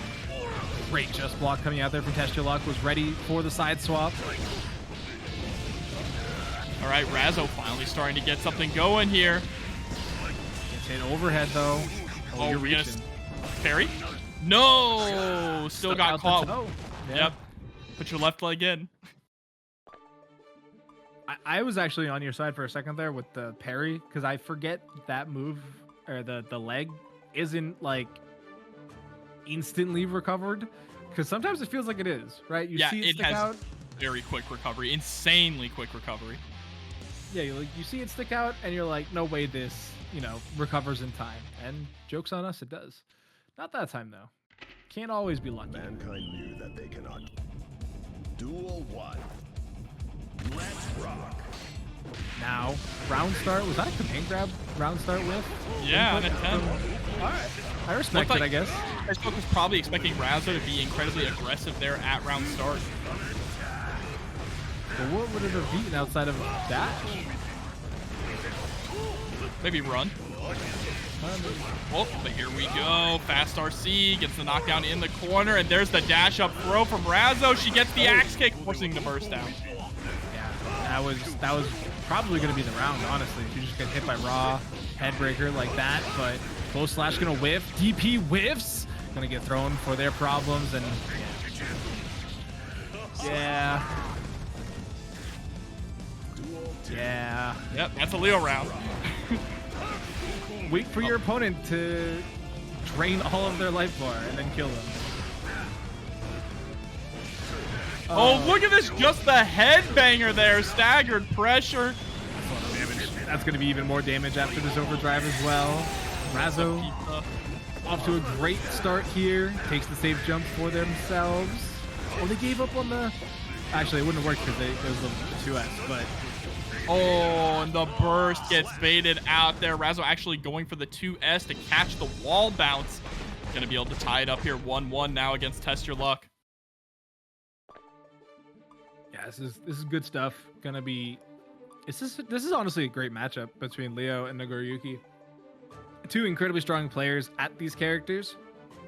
And the way that the characters interact with each other, I think is actually super fun to watch and very interesting to try and break down. Because there's just so much that can happen between the two of them, and you're always trying to guess what's coming next.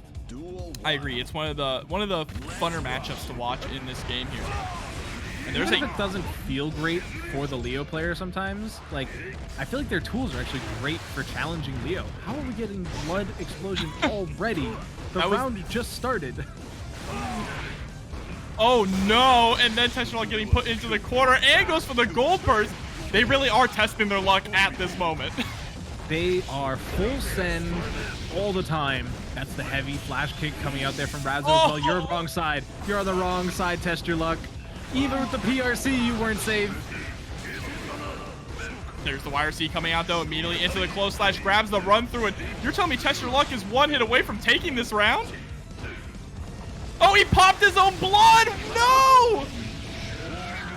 He popped it off of the multiple Fukios. You saw that, right? He did like 2 or 3 Fukios in a row. Don't have an answer for why that happened, but yeah, there were at least an extra 2 in there. That's hate to see it, chat. Gets caught by the mid into the overhead combo. Not looking great here for Testyourluck this round. Razzo having such an insane lead. Burst is now available for Testyourluck again. In level 3, Blood tries to peel forward, but that big fireball is blocking the way. And look at this, Razzo just trying to stay outside of the far slash tip range, waiting for the Blood rage. Yep, and even has the bait on the burst. Although command grab would have just straight up killed, and is also completely burst safe. Oh, she's gonna be in turn stance for command grab, right? Yes. Yeah, so never mind. Wouldn't have worked. But yeah, I mean, Razzo just playing so well, being so conscious of the blood gauge, right? You just saw that backdash far outside of the far slash range. The moment that they were forced to block far slash, they bursted immediately, right? They were like, get off me. I'm not dealing with this. You go pop your blood over there. Yeah, the Nagoryuki players tonight have definitely been struggling with the blood meter. We've seen it a few times now. from actually multiple, because we saw Warbangle earlier. That's not the play. Yeah. Wabunga, that's what it was. Wabunga also struggled in the main matchup, right? Like, how many times did we see the fully charged 5 doesn't punish? That's true. Blood pump. So they've definitely been struggling a little bit tonight overall. But I don't know. Maybe it's actually, it's not a full moon. Full moon was last week. I don't know what it is. There's a toss-up throw, or walk-up throw, excuse me. ERC gets another throw here. Going low. Eventually, it's gonna work out. Razzo's so great at just spamming the K in this back turn spot, because if you throw in 5 or 6 of them, you're gonna get hit by 1 eventually, and then you just combo into the mid. Testyourluck is actually going to go for the Red Roman cancel here. 6H. Have to wonder if that was a smart option to spend the money. It is a unique option to be sure, but eventually Razzo going to be able to close out, throws the knee forward, catching what I believe was a Fukyo. Yeah, you have to think holding on to that meter there would have been a better option for more pressure, but now Razzo is sitting on that point. And the catches the back dash with the windmill coming from the sky. Even forcing to burst out again. Is that OTG or is that a combo? Oh my god, getting sent through the wall with the axe kick here. Razzo is running away with this round, Doctor. I struggle to see how Testyourluck can bring this back, even as Nagoryuki, right? Because there's so much damage in the back pocket, but look at the blood meter. They're going to pop. Oh, no, never mind. The nice little sequence there keeps them underneath, but they can't Fukyo forward. Oh, well, you might have spoke too soon, Doctor. They still have an opportunity to bring this back. Just needs to get one more touch, but the DP still not enough. Gets chipped out by the fireball, and they were sitting there with enough meter to FD. But here we go. We're going to jump into Wabunga versus Daze, our first match here of top 8 winners. But chat, don't forget to hop into that matcherino. Throw $1 in, throw $2 in. Let's pump this pot up as high as we possibly can. There's still plenty of time before tonight's tournament ends, especially if we keep getting more of these amazing 5-game series. And as we called it, Daze sticking with the Giovanna, Wabunga obviously on the Nagoryuki. And this is a matchup that you don't see that much anymore because of the Giovanna lacking, but it is a fairly strong matchup for Gio, I would imagine. It's definitely better than the Bridget matchup, right? Just because she can harass Nagoryuki and stop him from putting out those big buttons, stop him from playing his game plan, right? It's that good rushdown style, which I think is probably the best option to go up against the character. 6P, as always, a great option to Gio anything. And Nago's is pretty solid in terms of, you know, just the cast. So definitely able to let that rock. And of course, once these blood levels get, you know, high enough, it's impossible. How do you approach? And here comes this super, gonna take the round with a perfect as well. Wabunga. Definitely a solid comeback there. Even getting the clone hit there and the tap dust.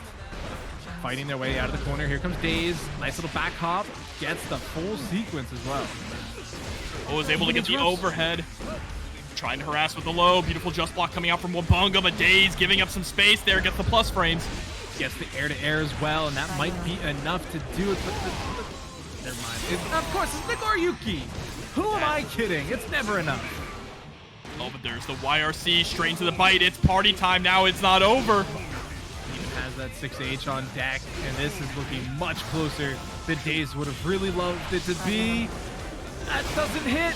Oh, answers with the gold burst, but lets the second super rip. Daze with no fear, gonna go up 1-0 here in the first game of top 8. The gold burst being forced out there was... I'm actually surprised because I could have sworn Wabunga was blocking. Oh, he and threw out 2S. Attention. He definitely threw out 2S. Well, the second one, sure. Yeah, the second one. But I'm talking about the first one that he gold bursted. Oh, yeah, I think he just wanted the gold burst, right? Just That's wanted fair. to gold burst it to get the meter. That is fair. Duel 1.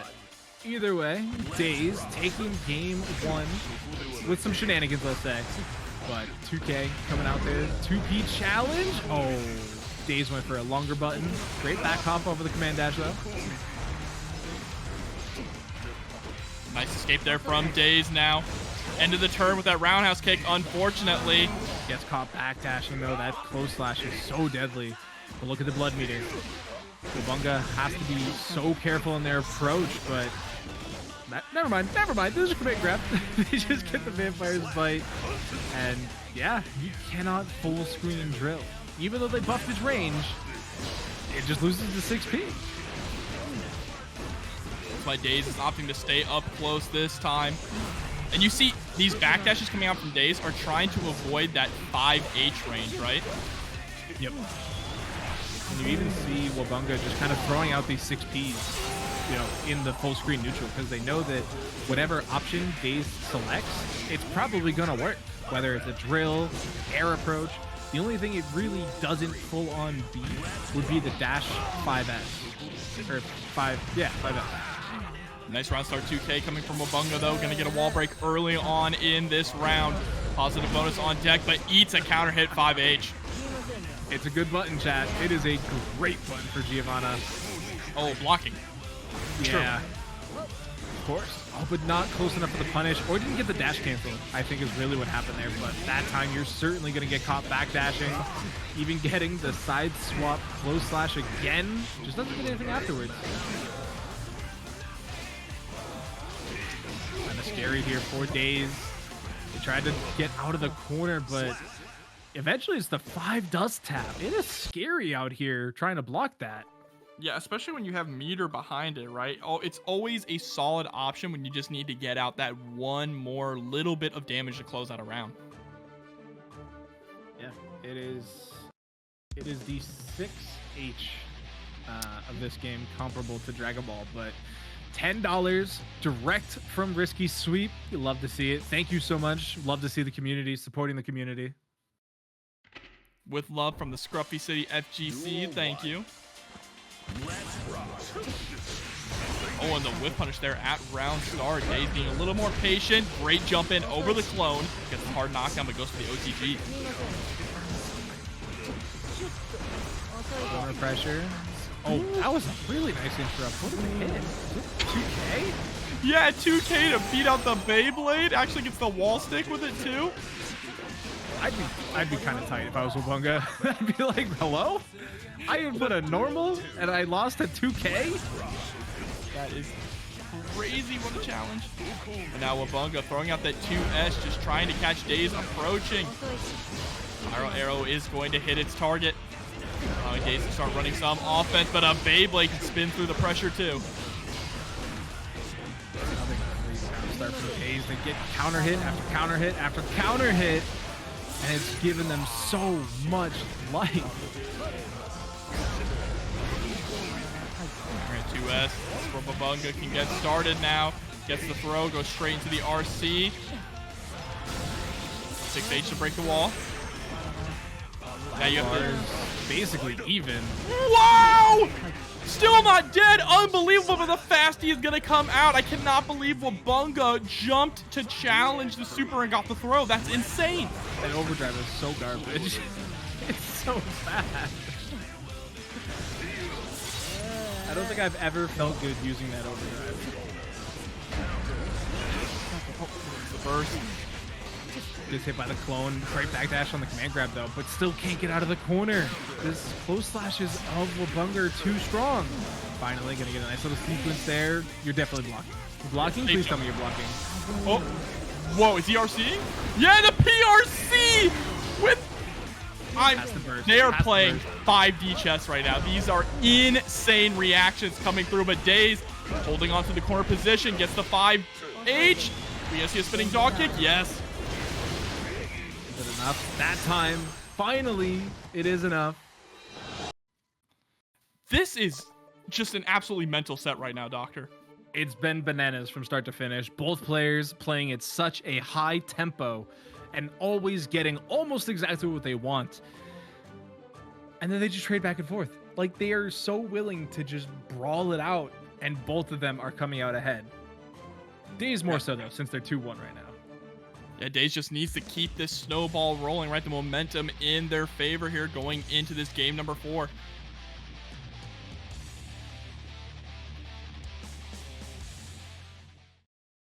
Game 4 on your screen, chat. Duel 1. I saw the prediction earlier. I wonder how many of you are going to end up picking the correct winner. UD in neutral coming from Daze. Great option, but we're going to see.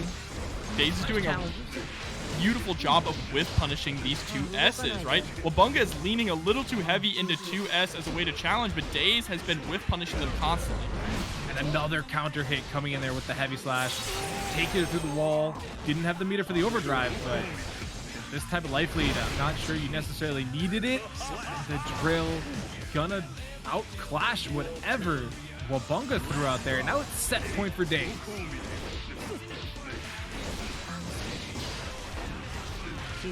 All right, gets the throw here.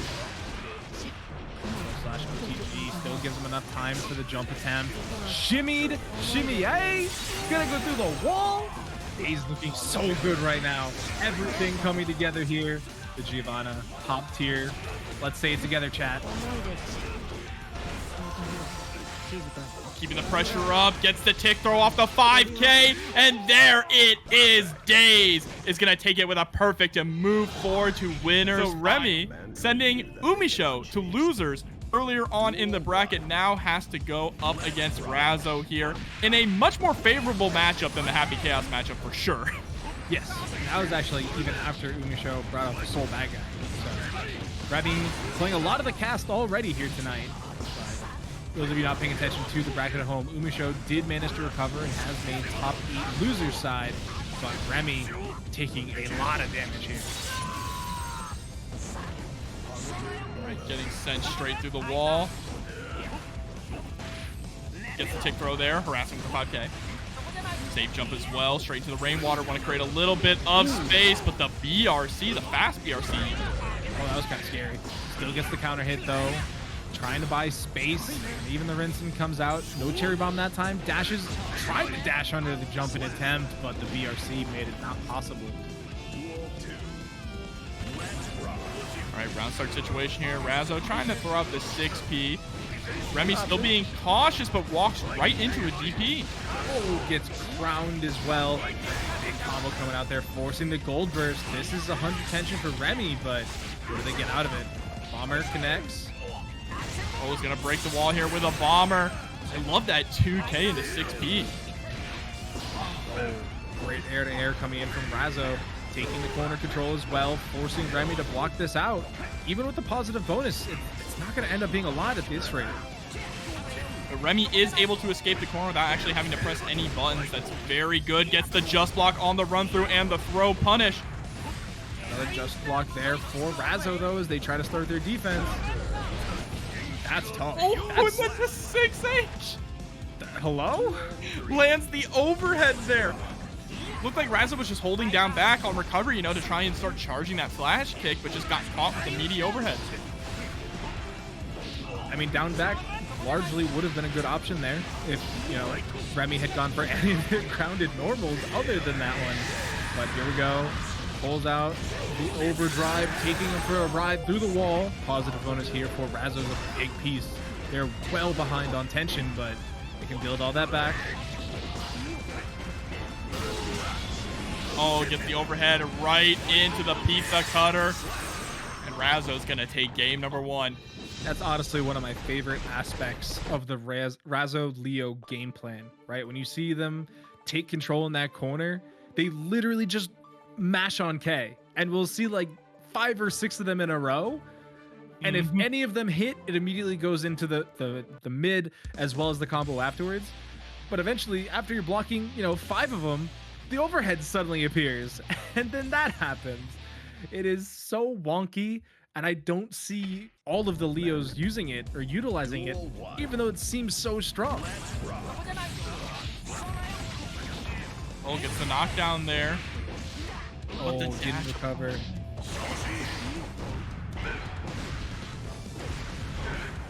Risky backdash actually working out there for Remi. Jumps over the guard point, but can't quite survive the 6P.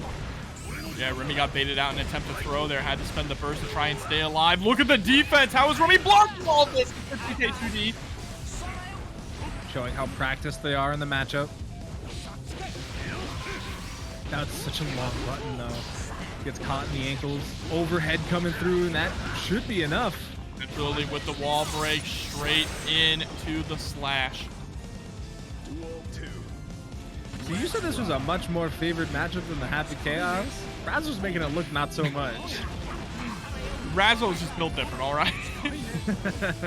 Razzo can play bad matchups with ease. With ease, she is just on fire right now. Yeah, I mean, you can see why this seems to be a bit more of a struggle for Remi, right? Like, the Leo just offers so much more back and forth mix potential, whether it's high, low, left, right, all of the same sequence coming through. Like, there's just a whole lot more of the mental stack, it seems like, against Razzo's Leo than even the Happy Chaos at the end. But I also think that if, you know, Umisho had gone Happy Chaos the whole set, it may have been a different outcome, if we're being honest, but... Hey, all that is in the past right now. Right now, Remi is trying to figure out how to survive this round, and that is a good way to start. Actually goes for a burst-safe route there with the JK. Definitely got to practice those burst-safe routes, chat. But they held on to it. Gets the back throw, and now you gotta guess. Oh, Baits and the burst. Still alive, but not by much. Yeah, now gonna get that hard knockdown as well, meaning this next mix could decide it. It's gonna be a run-up close slash, just getting those plus frames and stealing the corner with the run-through. Razzo taking it with a perfect. Yep, that is a 2.0 change. Those of you who were not aware, being able to steal the corner. I think it made Leo great, but people still say he was nerfed. Jobber, I don't know. I don't know if I feel that way anymore. I think he was more adjusted. You know, he's still incredibly strong, right? Yeah. Still just a really solid character. I think the nerfs were warranted, but they gave him things as well, right? They took some things away and gave him other things. Like that run. That's what should be in terms of balancing, right? Like, you don't want to just nerf for the sake of nerfing, or even just nerf because it's strong. You know, trade. Oh, but there's a great back throw from Remi. Remi now having the space to work with behind them, and as I say that, we're actually going to see Razzo just get the jump out, and now forced to burst. Going for the overhead there, immediately into the unstance, harassing with these long-range normals. Great press out, though, from Remi Celeste. Cherry Bomb buying a little bit of space, but right back into the P1 corner we go. Remi's down to a pixel of life. No punish on the whiff throw, but then we get the tech. And unfortunately there, Remi was stuck in the backdash animation, so it was just free scoop for Razzo. Another huge jump in, forcing a burst out of Remi, and this is set point for Razzo. Pulls out the heavy flash kick, gonna get big punish for that one, but... What a combo. There's a lot of damage. I'm actually surprised that much came out of it. Yeah, it was able to actually land the 5P into Renson after the bomber. That was beautiful here, but now is on the back foot up against the ropes, and there it is with the super. Should be enough to close it out. Yeah, it's a lot of damage coming from Leo right at the end there. So that is going to be a... Finally entered the building, and we are going straight into our match, and we're actually going to get Umisho on Soul again. Yeah, I think that's a fine-ish matchup, the Soul Bad Guy versus Nagoryuki, but I also think Soul Bad Guy's players were kind of doomers after the patch, and I think players like Mike Saptig and Monkey Business have really kind of shown that, and that the character is still fairly solid. And I'm sure it'll take a couple, you know, really high-quality matches for people to really start believing in this character again. But oh, that's unfortunate. A wild throw.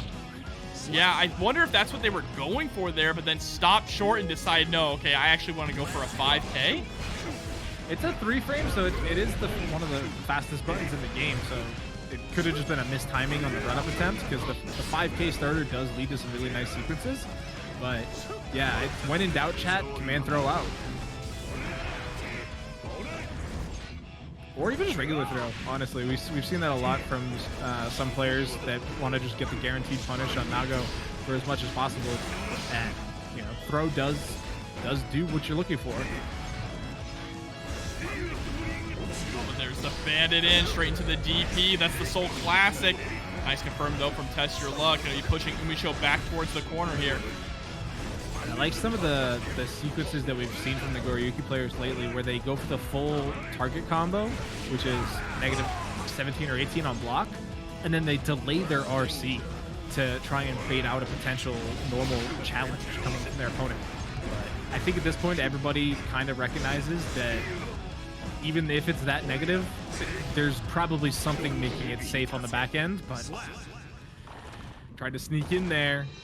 Yeah, that 2K gonna stuff the vortex. I think we're gonna get the character swap now. I don't think you can give up 2 games to test your luck trying out the Soul bad guy. We'll have to see here. Hopping straight back especially on. when it looks We're going in with Soul. All right.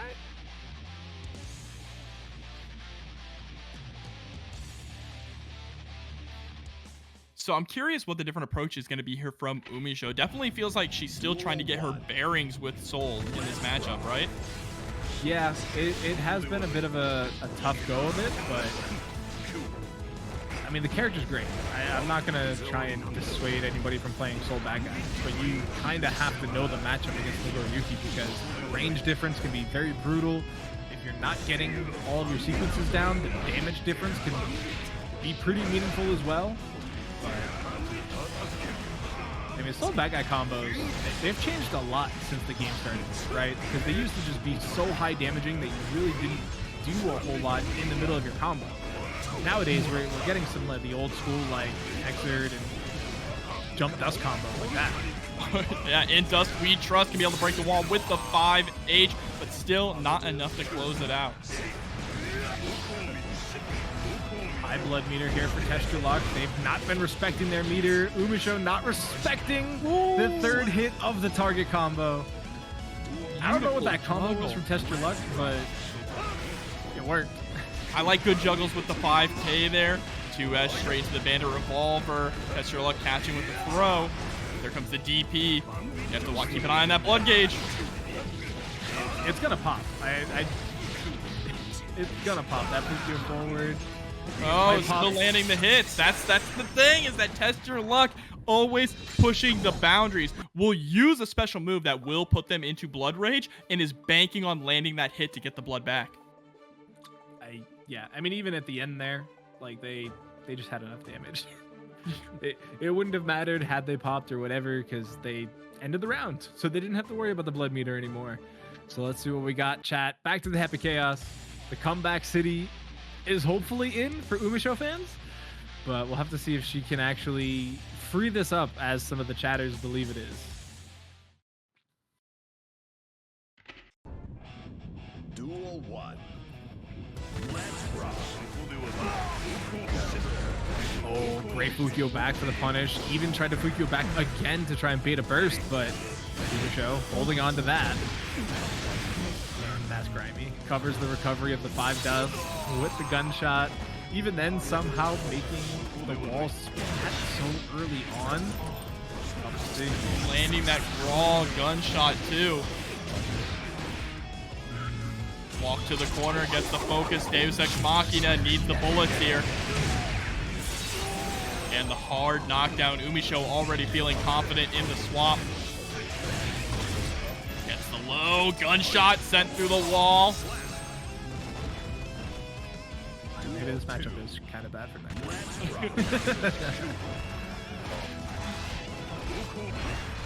That said, Testyourluck can kind of be a seesaw player, right? When you believe in the RNG as they live and die by their name, it can feel that way sometimes, but honestly, the mix from Happy Chaos that Umisho brings out is unlike any other character, any other player out there. Yeah, and here comes another mix-up now. Actually, yep, there's the run-up. Tries to go for the 2K. Testyourluck trying to stay alive here after the YRC. Fukio Ford is going to get caught by the 2P mash.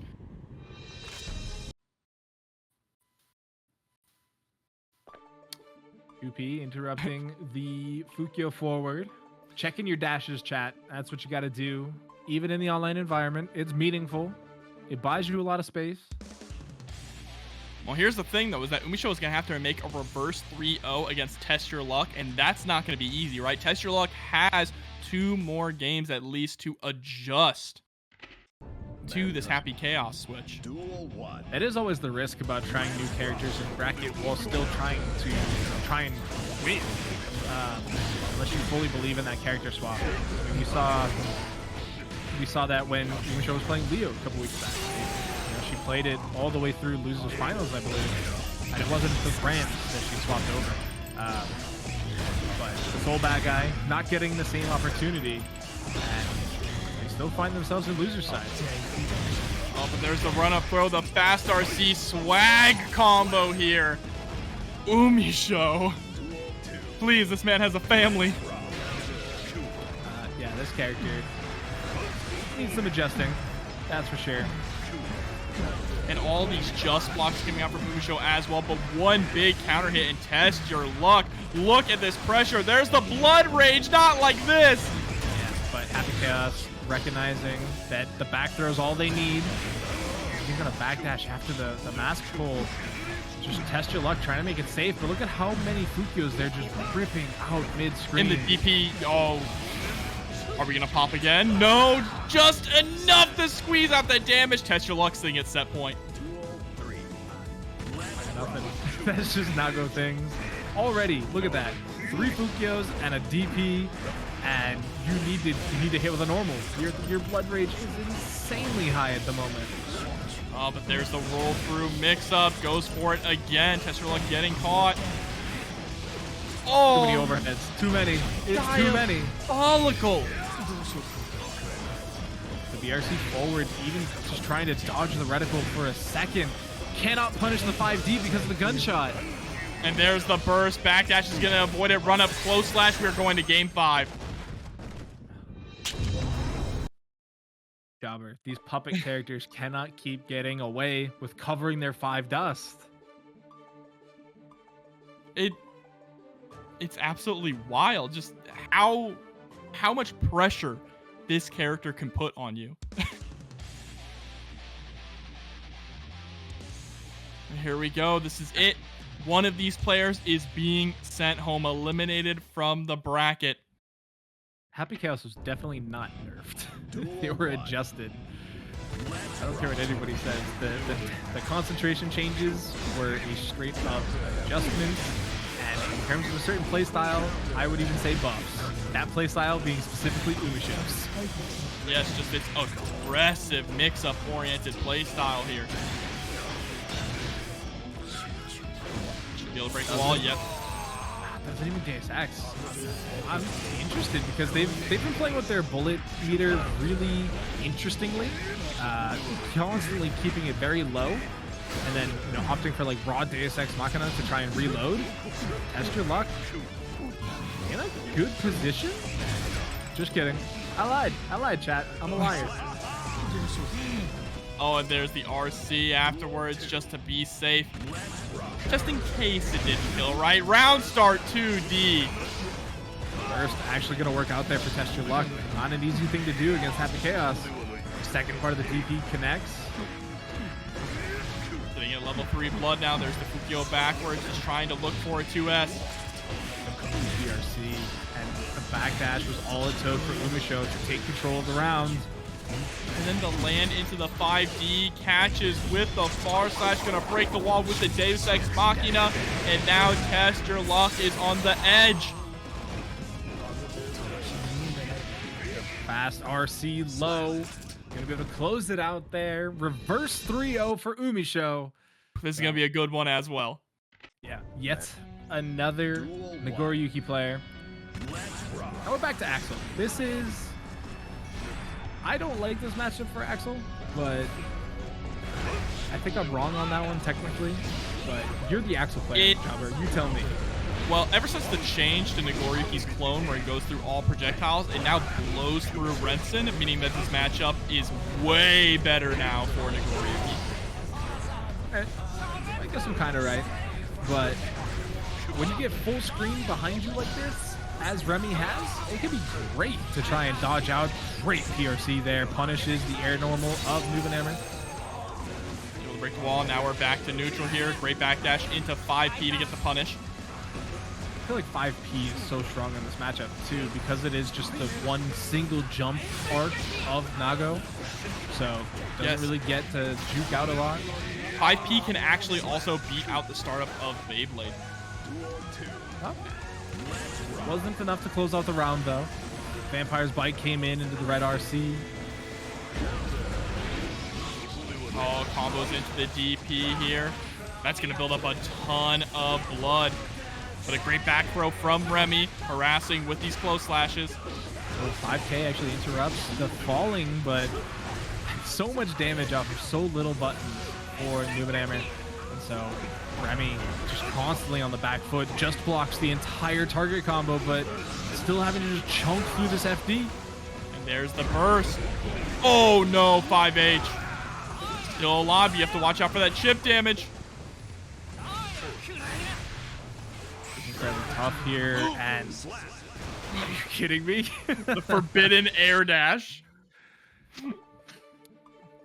Chat, that's something you only see here at TNS. I missed what Remi was trying to go for there too. Was it trying to go for an air throw attempt? I couldn't tell, but they just ate that JH to the face in the skies, and NBNHMR is going to go up 1-0. Yeah, I missed the input as well. But yeah, NBNHMR's looking really strong. We might actually end up with NBNHMR going up against Umisho, which we've seen before. And I wish I had a sequence like FG combo.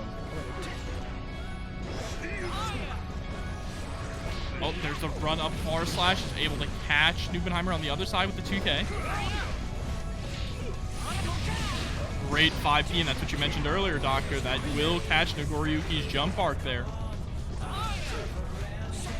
After this corner, 5P right at the apex of the jump, buying a little bit of time. Look at that. How do you approach? Can't go low, because the Fukyo's not going to work. And the 5P just catches you. Oh, and the 5P again. Beautiful confirm.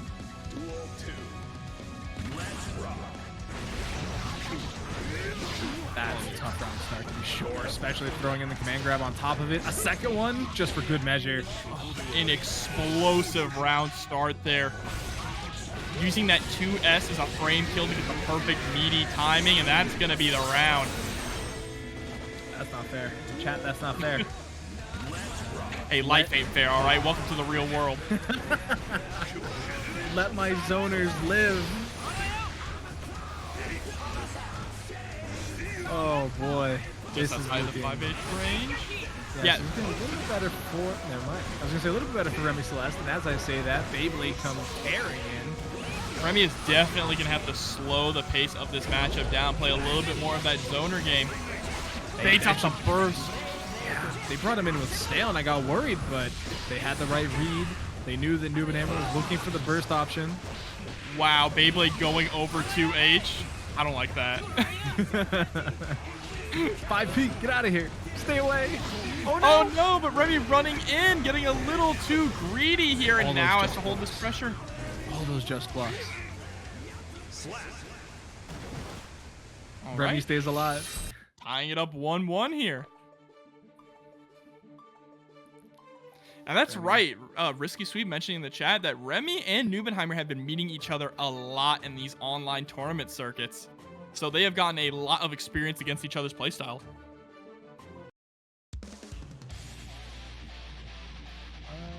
Yeah.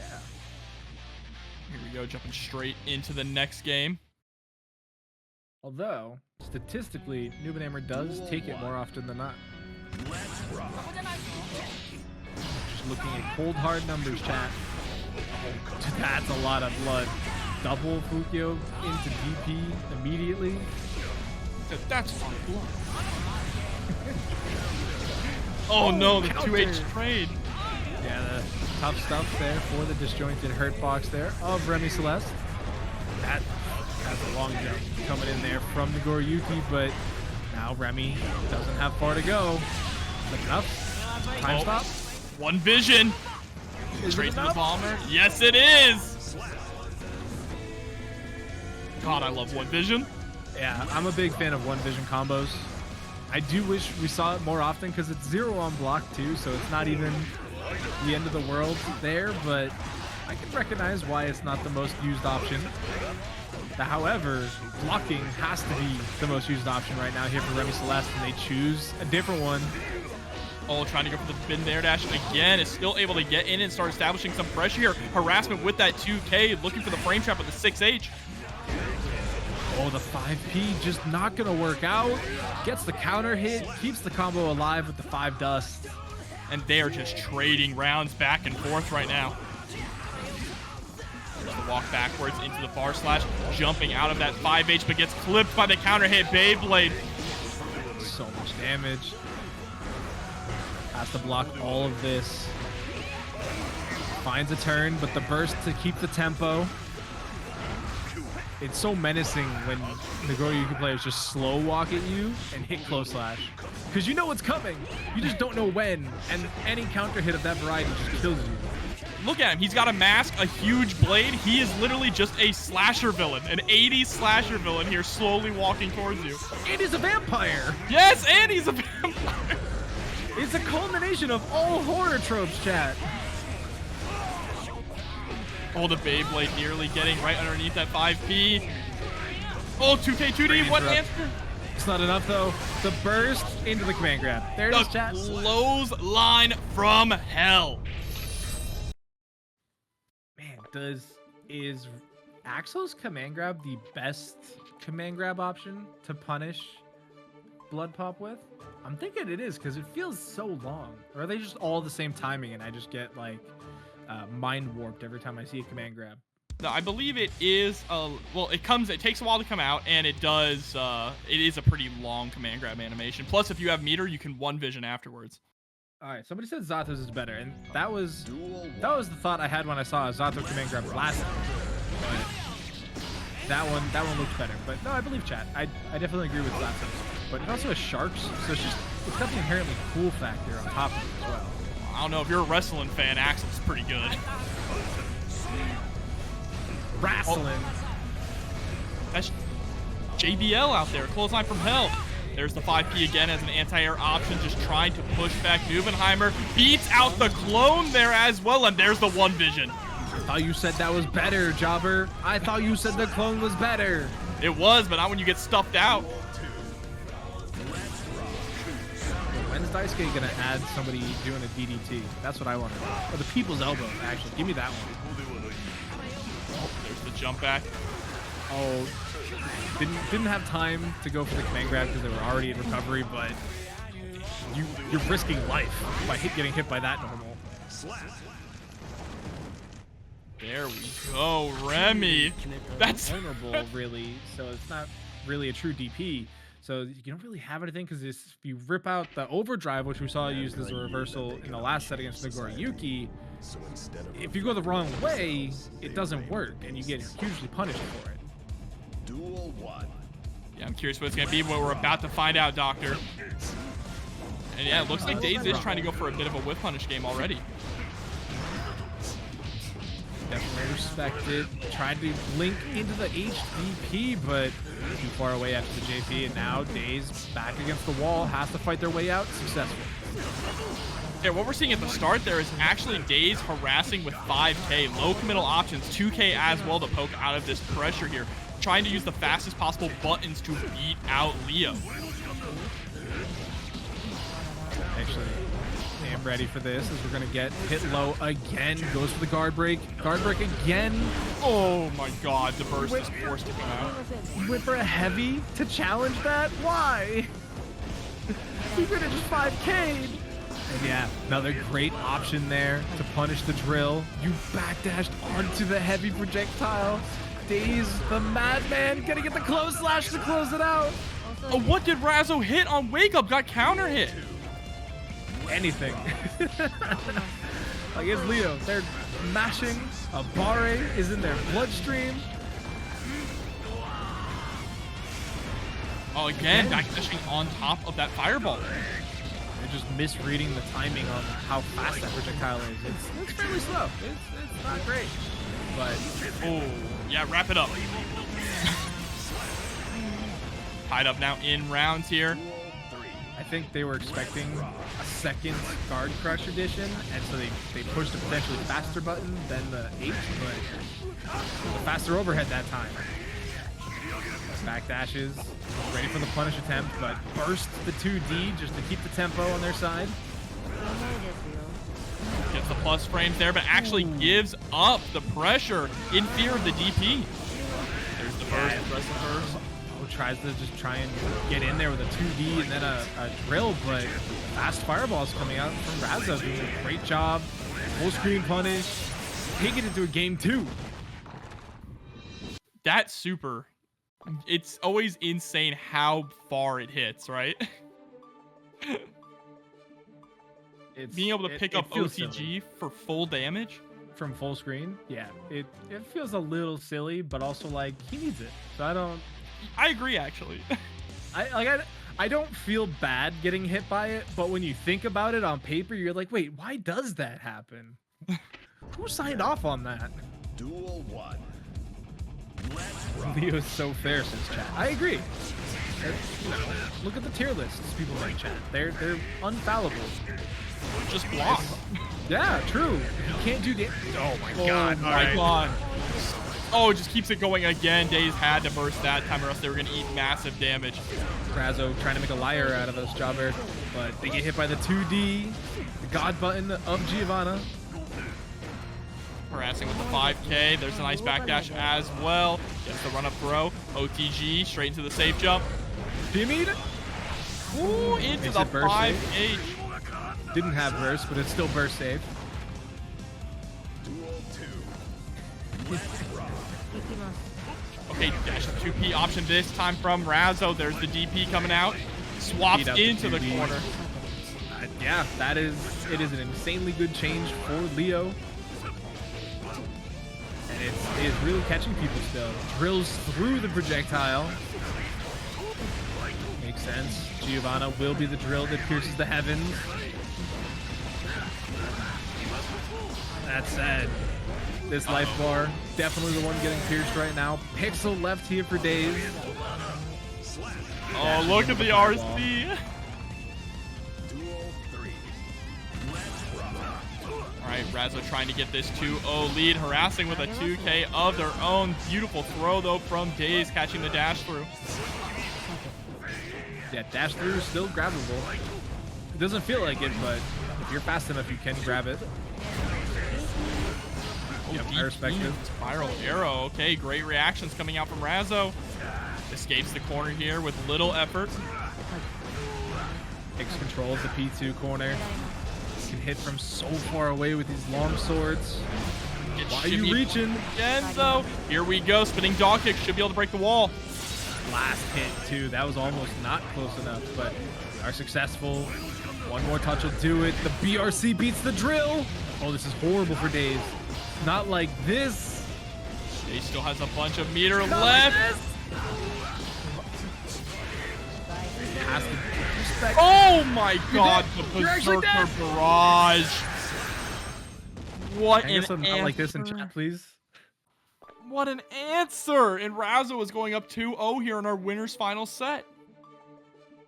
You have to be ready for Razzo to just let super rip at opportunities like that, right? Is something that she is kind of known for.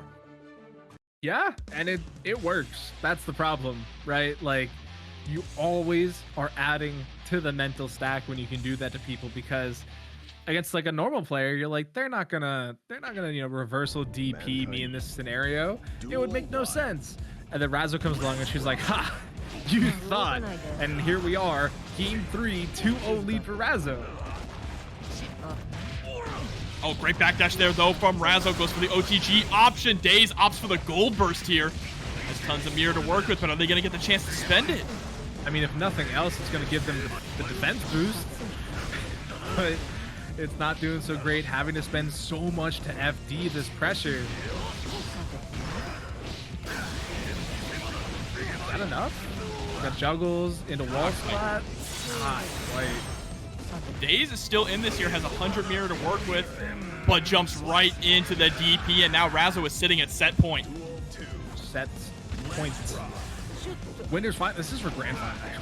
Boy, this is that's the god button, chat. It's so good. 2D. Reaching. Daze doing a little bit of teaching. No punish on the drill. Catches it with the backdash with the 5K. Great stuff from Daze there. That's not. Hate to see that one, chat.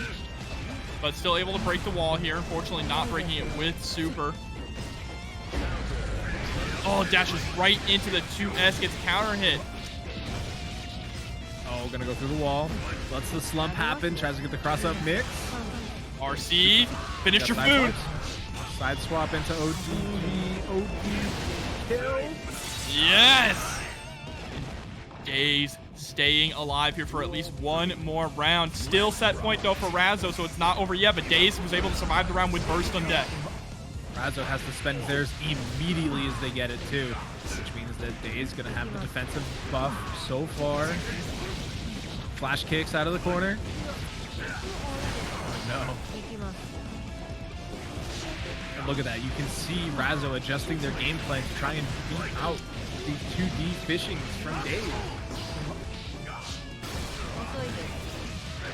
2K, close slash, that should be enough. Doesn't even need the wall break. Able to close out the round. Takes game 3. Able to survive. Keeping life on the line here. Still fishing for that grand final spot. Yeah, but this is going to be a big uphill climb now for Daze. Needs to get 2 more in a row here up against Razzo. Razzo has been pretty dominant so far this entire set. I struggle to see how Daze is going to get 2 more on the board because they're just getting obliterated in the corner against Razzo's offense. It has been so problematic that Daze they have to keep it mid-screen roughly because that's where they've had some success. That's where they've really started to shine out a little bit, but not if you're reaching like that. Not in a game like Guilty Gear. Oh my god, the JD to try and bait out the throw as well. That's the fast charge does. Straight into the RC. Wall break with the axe kick. Positive bonuses on deck. It is not looking good here for Daze now. Still trying to fight back here. 5K interrupts the BRC. Chances are happening. Jobber gets the forward throw. There's meter on deck here for Daze too. If they get another hit, that could actually close it out. Red RC, they still have 50 tension. Overdrive, I think they did it. I think they won. Oh my god, what a comeback. You cannot count Daze out.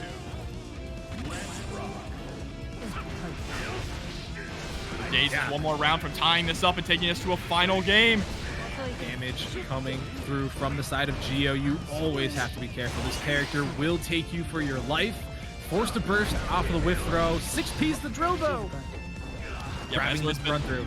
On point, catching these drills here, whether it be with DPs or 6Ps. And speak of the devil, and he will appear. Goes for the OTG. That actually connected. How do you get hit by that? Oh man. Doesn't do a lot of damage, but it still buys you time. There's the burst.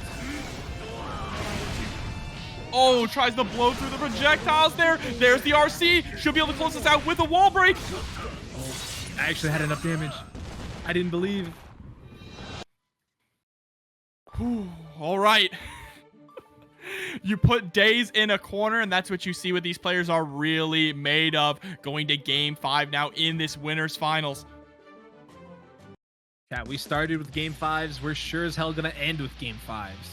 I hope you guys are ready because we still have plenty of Guilty Gear action here for you tonight.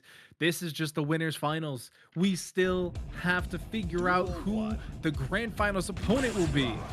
Right now, it is 2-2, Razzo versus Daze, and Razzo off to a killer start. No bursts. Everything falling apart here for Daze in this round. Razzo. Hello? I thought you needed some sweet chin music there, but the harassment with the 5P just trying to check Daze, and Razzo is now once again sitting at checkpoint. Just needs to take that checkmate here. Yeah, you need pixel perfect from Daze for the rest of this round. Just 6P beating out what I believe was the heavy slash. But either way, you got a block in the corner. Says, nah, now it's your turn. Throw loops. Where's the shimmy? There's this! Do you burst or do you save it for the next round? Absolutely save it for the next round. At this point, yeah. BRC. Oh, this is where mix starts. This is where the mix ends.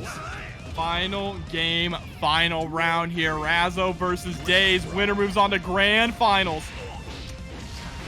Round start jumping attempt there from Daze. Not going to quite come together. Now you got to block all that FD spent and you still get counter hit.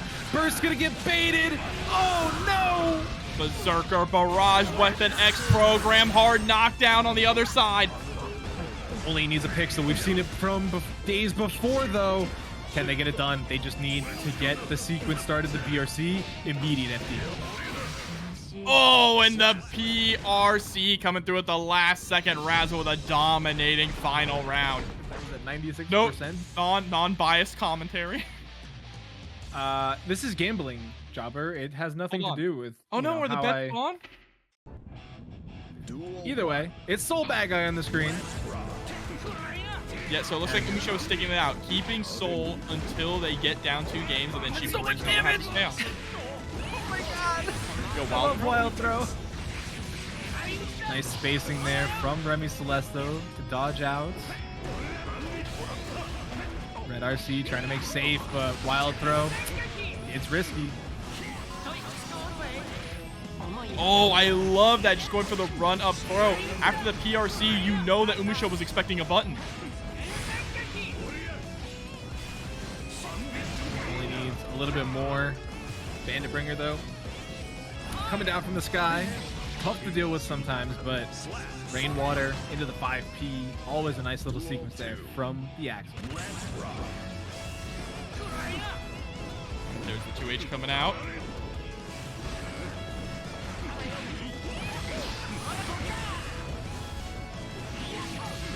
Oh, but there's that bar slash. Great spacing there. Actually beats out the 2S.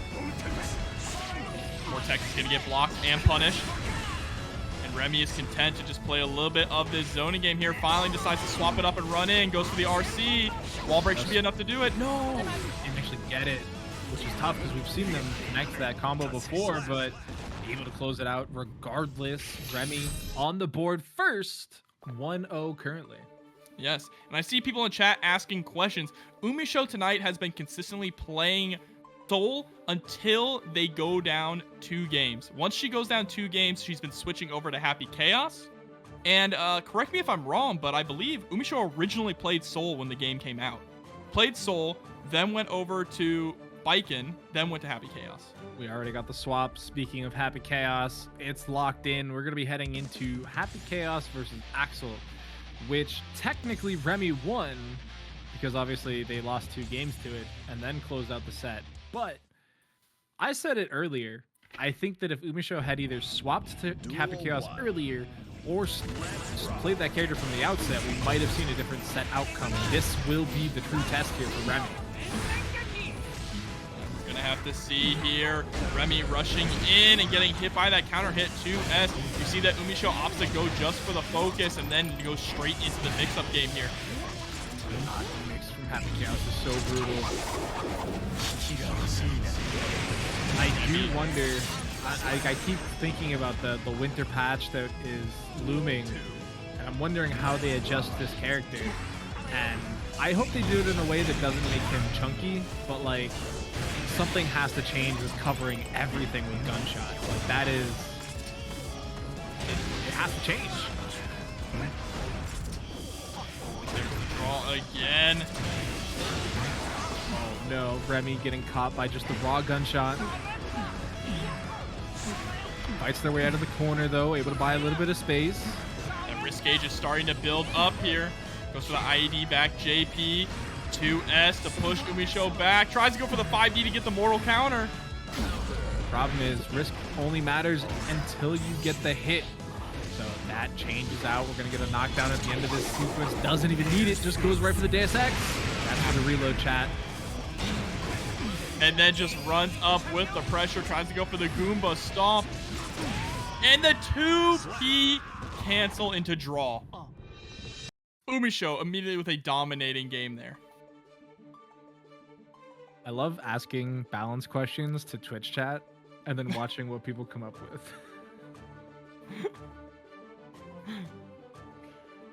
I think there's a few things you can do with Happy Chaos. Some common sense things like getting rid of guard crush on steady aim. I thought the change to the concentration was super unique too, because when discussions happened before 2.0 patch, like that had never crossed my mind, and then they announced it. I was like, oh no, that makes sense. And now we get this version of Happy Chaos, which I think is a much better version. It has always been the version I preferred to watch. It was just the zoning version was so good at what it did pre-patch that we didn't see it that often. Now this is how you kind of have to play Happy Chaos. The people still trying to play that zoning gunshot chaos are fraudulent. Oh my god, gets hit by the taco there. The taco once again coming out from Umisho, a quick round. And just jumps in with the gunshot. And that's a tough angle for Axel players, right? We saw the 2H come out, go into the sky, and you say it a lot when we talk about Millia chip matches, because if you get in that vertical pillar above Axel, he can't do anything to you. Well, when you're trapped against the corner wall, almost any jump at you is going to be in the vertical pillar. Here we go, it's a hard knockdown with the Deus Ex Machina. Pull through. Oh my god, the 2S coming out, and there we go. Able to reload a bullet just to put an exclamation point on the end of that round there. A perfect coming out from Umisho. This is looking really rough, Jobber. I'm gonna be honest with you. Remi is not looking like they're having fun. I mean, it's a difficult matchup to fight Umisho's Happy Chaos in particular, right? Umisho is nearly flawless in so many sequences. The mix-up game is impeccable, absolutely diabolical. And then when you're playing a character like Axel, who does not have a lot of great defensive options, you make the switch to Chip. I love this here from Remi. Remi has been putting on a show with Chip throughout some of these online tournaments, and I like this swap a lot. I like Chip against Happy Chaos a lot in general. We've seen players like Bean and Marvello both have great results against this character with Chip. And if you pilot it properly, taking advantage of those buffs that Chip receives this patch, you can get a lot of mileage. And there we go, 6K into Fast RC JD. Remi Celeste already looking a lot better here, putting the pressure onto Umisho. Uzumaki barrage straight through the corner. Enough? It's not. That scaling on that move is so trash. But only needs one more touch. Can still reach for the future with that far slash, and has it in the back tank. I love this from Remi. I mean, what does Umisho do against this now character swap, right? Like, I'm sure she has practice against Chip, but how much of it? How recent? Oh, and there's that Russian. The block only has those 2 bullets. 6K actually didn't go for the RC that time. Here going straight into another Uzumaki barrage. Not going to be enough to do it, but that hard knockdown is going to be key here. No burst is on deck. What if we get the swap back to Soul Bad Guy? What if that we would be funny. Full circle all the way back? Soul versus Chip, huh? I've seen it work. See. I can see that. What if we see Viking? Viking is an option. I haven't seen as many Viking players lately. Nope, we're going to jump straight into it. This is it. Game 5. I mean, this isn't an impossible matchup for Umisho. She's played it before. She's won it before. You know, being able to take out gamers like Bean and Marvello. You know, this is Remi Celeste's backup pick. The problem is, it's a really good backup. And really good for this matchup in particular as well. Oh, the trade. Right back you got a come shot. Oh, run straight into a counter hit 2S, though, and Umisho is going to capitalize on the damage. Deus Ex Machina. Remi didn't ask for this. Is it odd that I genuinely thought Chip was going to die? No, I believe. I believe it. Back throw to set up the corner control, but we got 2P mash, a barre coming out from Umisho to put themselves onto set point. She has kept on to her burst, whereas Remi's gonna have to wait a little bit for theirs. Oh, J2K. I like that. Oh, that's even better. Oh, that was unfortunate there, though, because the 5H caught the backdash and messed up the combo for Remi. The 5K continues to catch. Stanky leg. Who needs a close slash when you got 5K? You're so close to going to final round here, and here it is. Final game, final round again. I can't take any more of this, Doctor. Oh, I can. Give it to me all. I want to see more games. I want to see more ninja killers. I want to see Chip continue to dominate. I like the burst. I'm gonna be on blood pressure medication by the end of this. You know what? That's the tech. I don't know how to tell this you dropper. Oh, gets the big whip punish. Burst comes out from Umisho. Remi, though, sitting on a ton of meter. Remi has the meter. Concentration's gone. You have no brain power left. You have to block it out. The YRC buying a little bit more time, close slash and buttons, but Chip has a great time beating out Clone. And Remi just trying to chase down Umisho, getting caught though. Could be enough to do it? No, we're gonna get the wall break. Not enough. Barely not enough. Literal pixel. No Oki. Beats the Clone. Tries to follow with the Rekka. Next hit will do it for either side, chat. There's one bullet left in the chamber here for Umisho. YRC tries to challenge out. Blocks it, but it's the chip off the close slash. I want to know, who does Bum play in Overwatch 2? I want to judge him. But it is going to be Soul Bad Guy. Reinhardt? Oh, my man. My man. That's my main also. Let's go. We got tanks in the chat. But we got Bridget on the screen going up against Umisho's Soul Bad Guy. So we'll get the name swapped to chat in just a second. But first, already in the back pocket here. Big combos coming out. And we got those dust loops, taking your health bar for a ride. Beautiful backdash there on the Fafnir. JP just trying to interrupt any potential air-to-air options, but if your air-to-air option is a Volcanic Viper, it's not going to matter. Oh no, really unfortunate there. Got the wild throw when they wanted the Bandit Revolver. That is apparently a very common thing from what I've been told from Soul Bad Guy players. Here comes the mix. Lots of meter on deck as well. Yep, you just got to block the one Viper. Pulls out Roger. That was such a good call, too, to immediately cancel into the super. Don't even give Umisho a chance to think about bursting. Yeah, I was actually really surprised at the horizontal travel time after the overdrive, but I don't know if that was because of the PRC or if it really just doesn't travel that far horizontally. Oh, there's the jump, gets the JK. That's the mix, the high-low forever. How are you going to block? The answer is wrong. Look at that Volcanic Viper attempt, but covers it with the RC. Oh, goes for the overhead option this time. Daze challenged very cleanly after a lot of these options. Oh god, that counter hit was massive. Oh, kickstart my heart straight into the RC. Forcing the burst out of Umisho. Back into the blender. Daze has also been on point at just baiting out a lot of these DPs with these safe jumps on these mixes.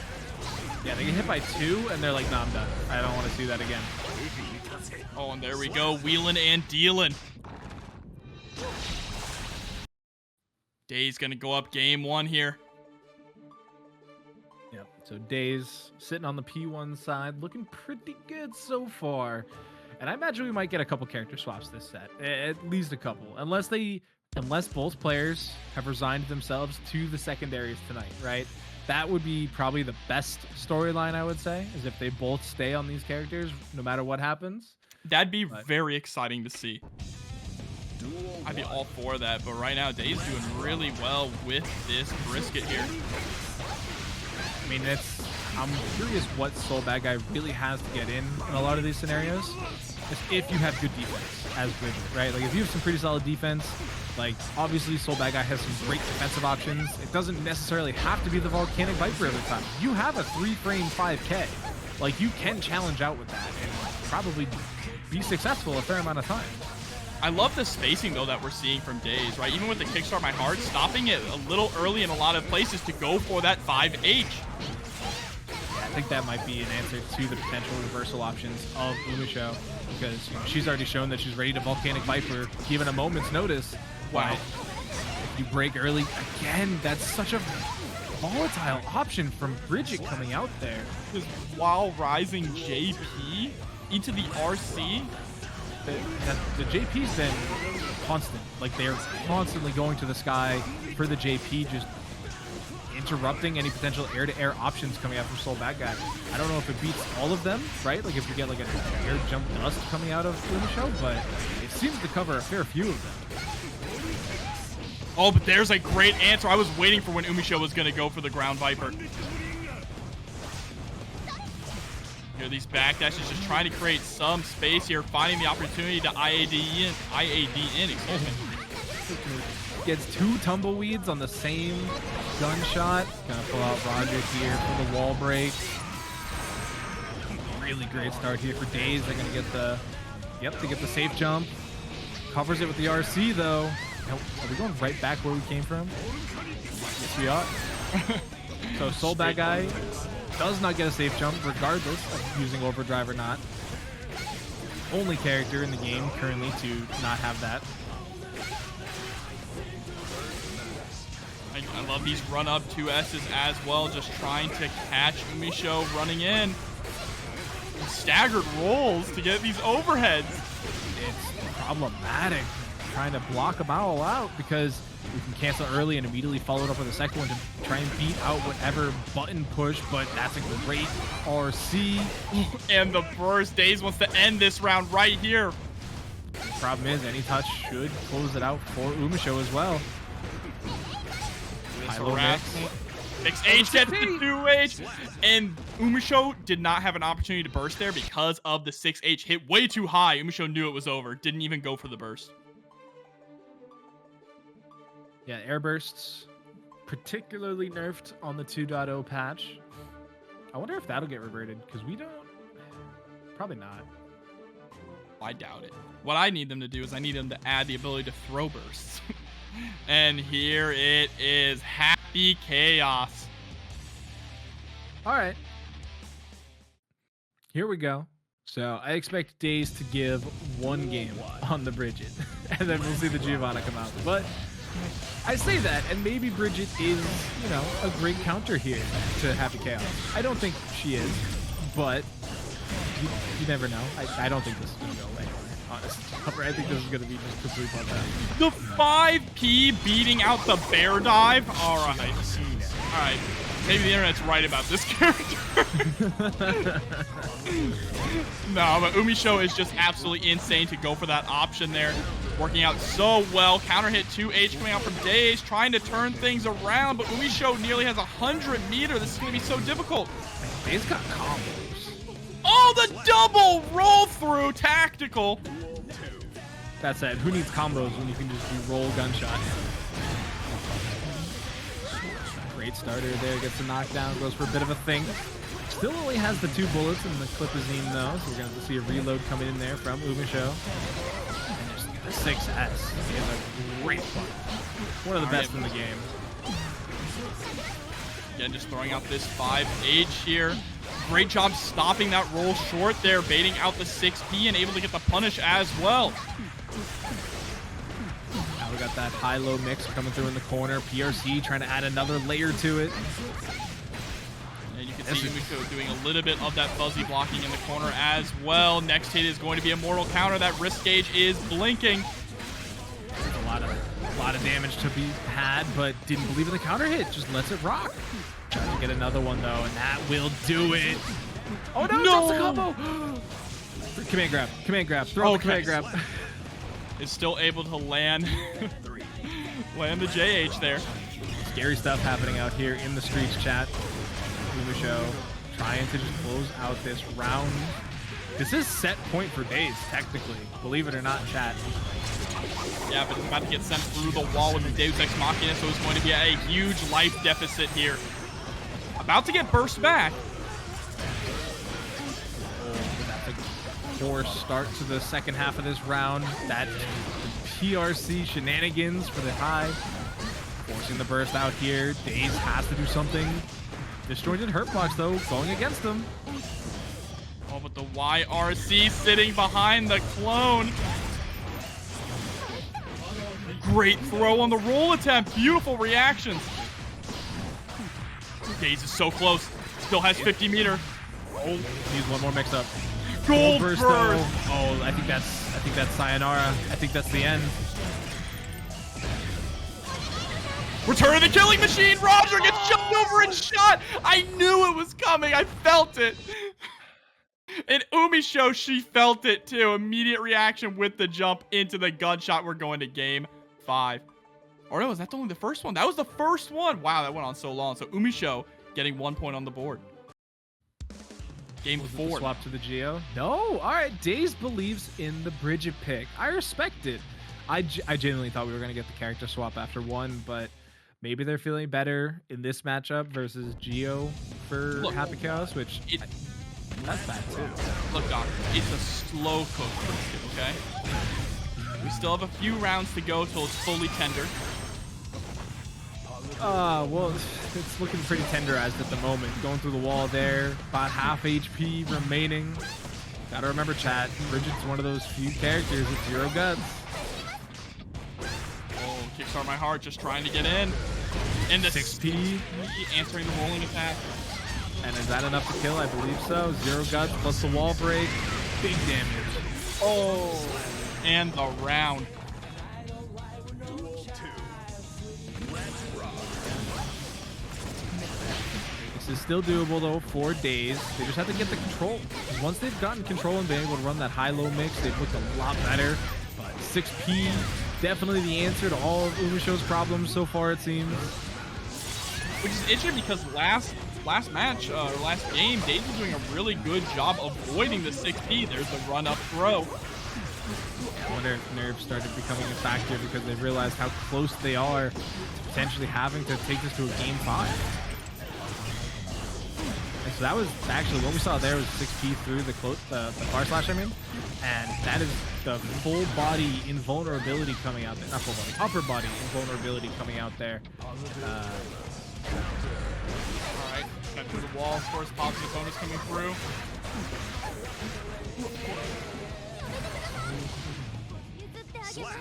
And there we go, able to close it out. So Umisho is taking this to a game 5. Did my Discord bug out? Or do you also see the main menu, Jobber? Nope, that is also on me. We'll get with, okay, there we go. They fixed it. You were still commentating the match, and I was like, do I have a different feed? You know what the tech is? The tech is you keep the stream open on the other screen too. All right, I did have that, but I was more distracted by trying to find out how to fix the match. We got it though. Production on top of things as always. Duel 1. Shout out to production for keeping the stream alive for us, because otherwise it would just be Jobber and I talking to ourselves. So thank you. But either way, game 5, Daze believing in that slow-cooked brisket that Jobber was so excited for. Let's see if it came out right or if they put too much of an ingredient in. Oh, and the 5H still not able to get the combo there. Umisho gonna juggle all the way here to the corner. Gonna get the wall break with the 6S. Looking so clean. Oh, the 2S coming through. I did have some brisket yesterday, I won't lie. It was pretty good. Either way, set point now here for Umisho, looking to make a return to grand finals. She just needs to close out this next round, and right now, she's definitely getting a little bit of run up on. High-low mix coming out there for Daze. Unfortunate, gets the side swap though. Still has time for up down. Keeping the pressure on. Look at this fuzzy blocking coming out from Umisho. The slow roll. The slow addition. Patience too. Umisho finding the right opportunity to escape. 2K into the RC finishing. No! Doesn't finish it off. But the 5D will do it there. Final game, final round again. Again. Duel 3. Yeah, that was, we got the break out of the kickstart versus the shoot, which probably the right decision in 90% of the times because of the frame advantage, but either way, Final game, final round, chat. I don't know who's gonna win. I bet all my channel points on Umisho. Yo, I know Sejam or June is gonna be reviewing this one. This has been an insane stream so far tonight. And there's the 2H coming through, gets the pickup. Has the side swap, and this is where that mixed game becomes a real problem, but Umisho had the YRC, also has the burst on deck, so how do you approach? You just hit? Just full rolling? All right, Umisho trying to play a little bit of a zoning game here. Has time to reload those bullets. Gets the hit. Gonna build up the 50 tension any second now. Goes for the Brain Blast. And yeah, this is... You gotta wait. You gotta wait patiently. If you're Daze, the clone comes out, making it almost a one-touch game for Daze if they can get a counter hit. Definitely now. JP to beat the clone. Daze still has burst, possibly looking for a moment, and the double 5H, the second hit coming through. Daze is going to... Geo versus Leo, grand finals time. Mankind knew that they cannot change society. So instead of reflecting... This is... Are they going to let him rock? No. I'm a little sad. That made me a little sad. But round start, Razzo already ripping this health bar apart. Takes the P1 corner. Even has the anti-air mid. Good patience here from Razzo as well, staying just outside of that 2D range from Daze, harassing with these fireballs. Trying to bait out that spiral arrow, right? And a big piece of Daze's approach when they do play the Geo, so it makes sense to try and get it out of there. Plus, with Leo having so many options to beat it, it's just a perfect storm, but here we go. Already around in the tank for Razzo. Oh, what a shimmy there to beat out the throw attempt. Already doing a grip of damage, 50% gone. Plus Brains gets the overhead straight into the pizza cutter and through the wall. Razzo playing possessed right now. Definitely looking to make this a fast grand finals. We're already a game down. A perfect. Said they gotta wake up early tomorrow. Don't we all? But yeah, really quick game one there from Razzo. Pretty dominating. Daze wasn't able to really get much started.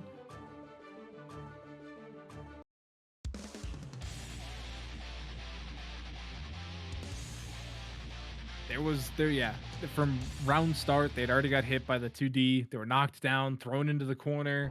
Like, that was round one. Round two was even less available for them to be able to get started. So, at a point, even 16 stars.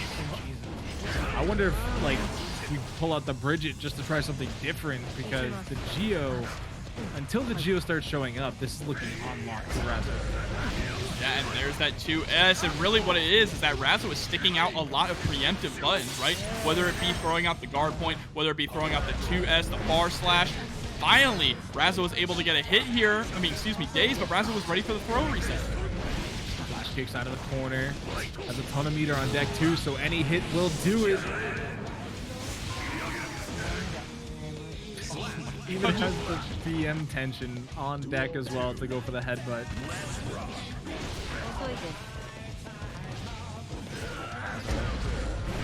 Not gonna have burst for quite a while. Let's see if they even need it. They get the counter hit, they get the side swap on top of it. It looked like they were thinking about baiting the burst out too. They just didn't respond in time. Oh, straight into the spinning dog kick. Carries through the wall. A grip of damage too. That's what you like to see from Geo players. Oh, but the projectile comes out from Razzo. Gonna get the sequence started. Just a regular throw. Where's the command grab? Not gonna need it. I think you're dead. Yeah, built up just enough meter there. Hits with the tip of back turn S. Unga smash coming through with the $200 direct contribution to the Matcherino. Smashing that Matcherino goal there. Yo, chat. That's huge. Great timing, too. Everything coming together for the Leo player there. Definitely living up to the name. Getting some Unga smash. And there it is, chat. I called it. I am literally a prophet. The Bridget has made an appearance in grand finals. Banking it all on this, on that slow-cooked brisket. But is it ready to serve up some combos and some mix-ups here? Right, that high-low mix that we talked about so often in the previous sets where Daze was playing with Bridget seems to matter a little bit less when you can just flash kick out of almost any scenario, right? I mean, yeah, for sure. And one thing we're already seeing, though, is Razzo is hanging back and throwing out a lot of these fireballs here, trying to catch that preemptive roll. It completely invalidates the high-low mix until the knockdown becomes a thing, which at that point we're going to start getting some DPs, no. but yikes. There we go. Set point now for Razzo, trying to close this out as fast as possible. Any percent grand final speed run.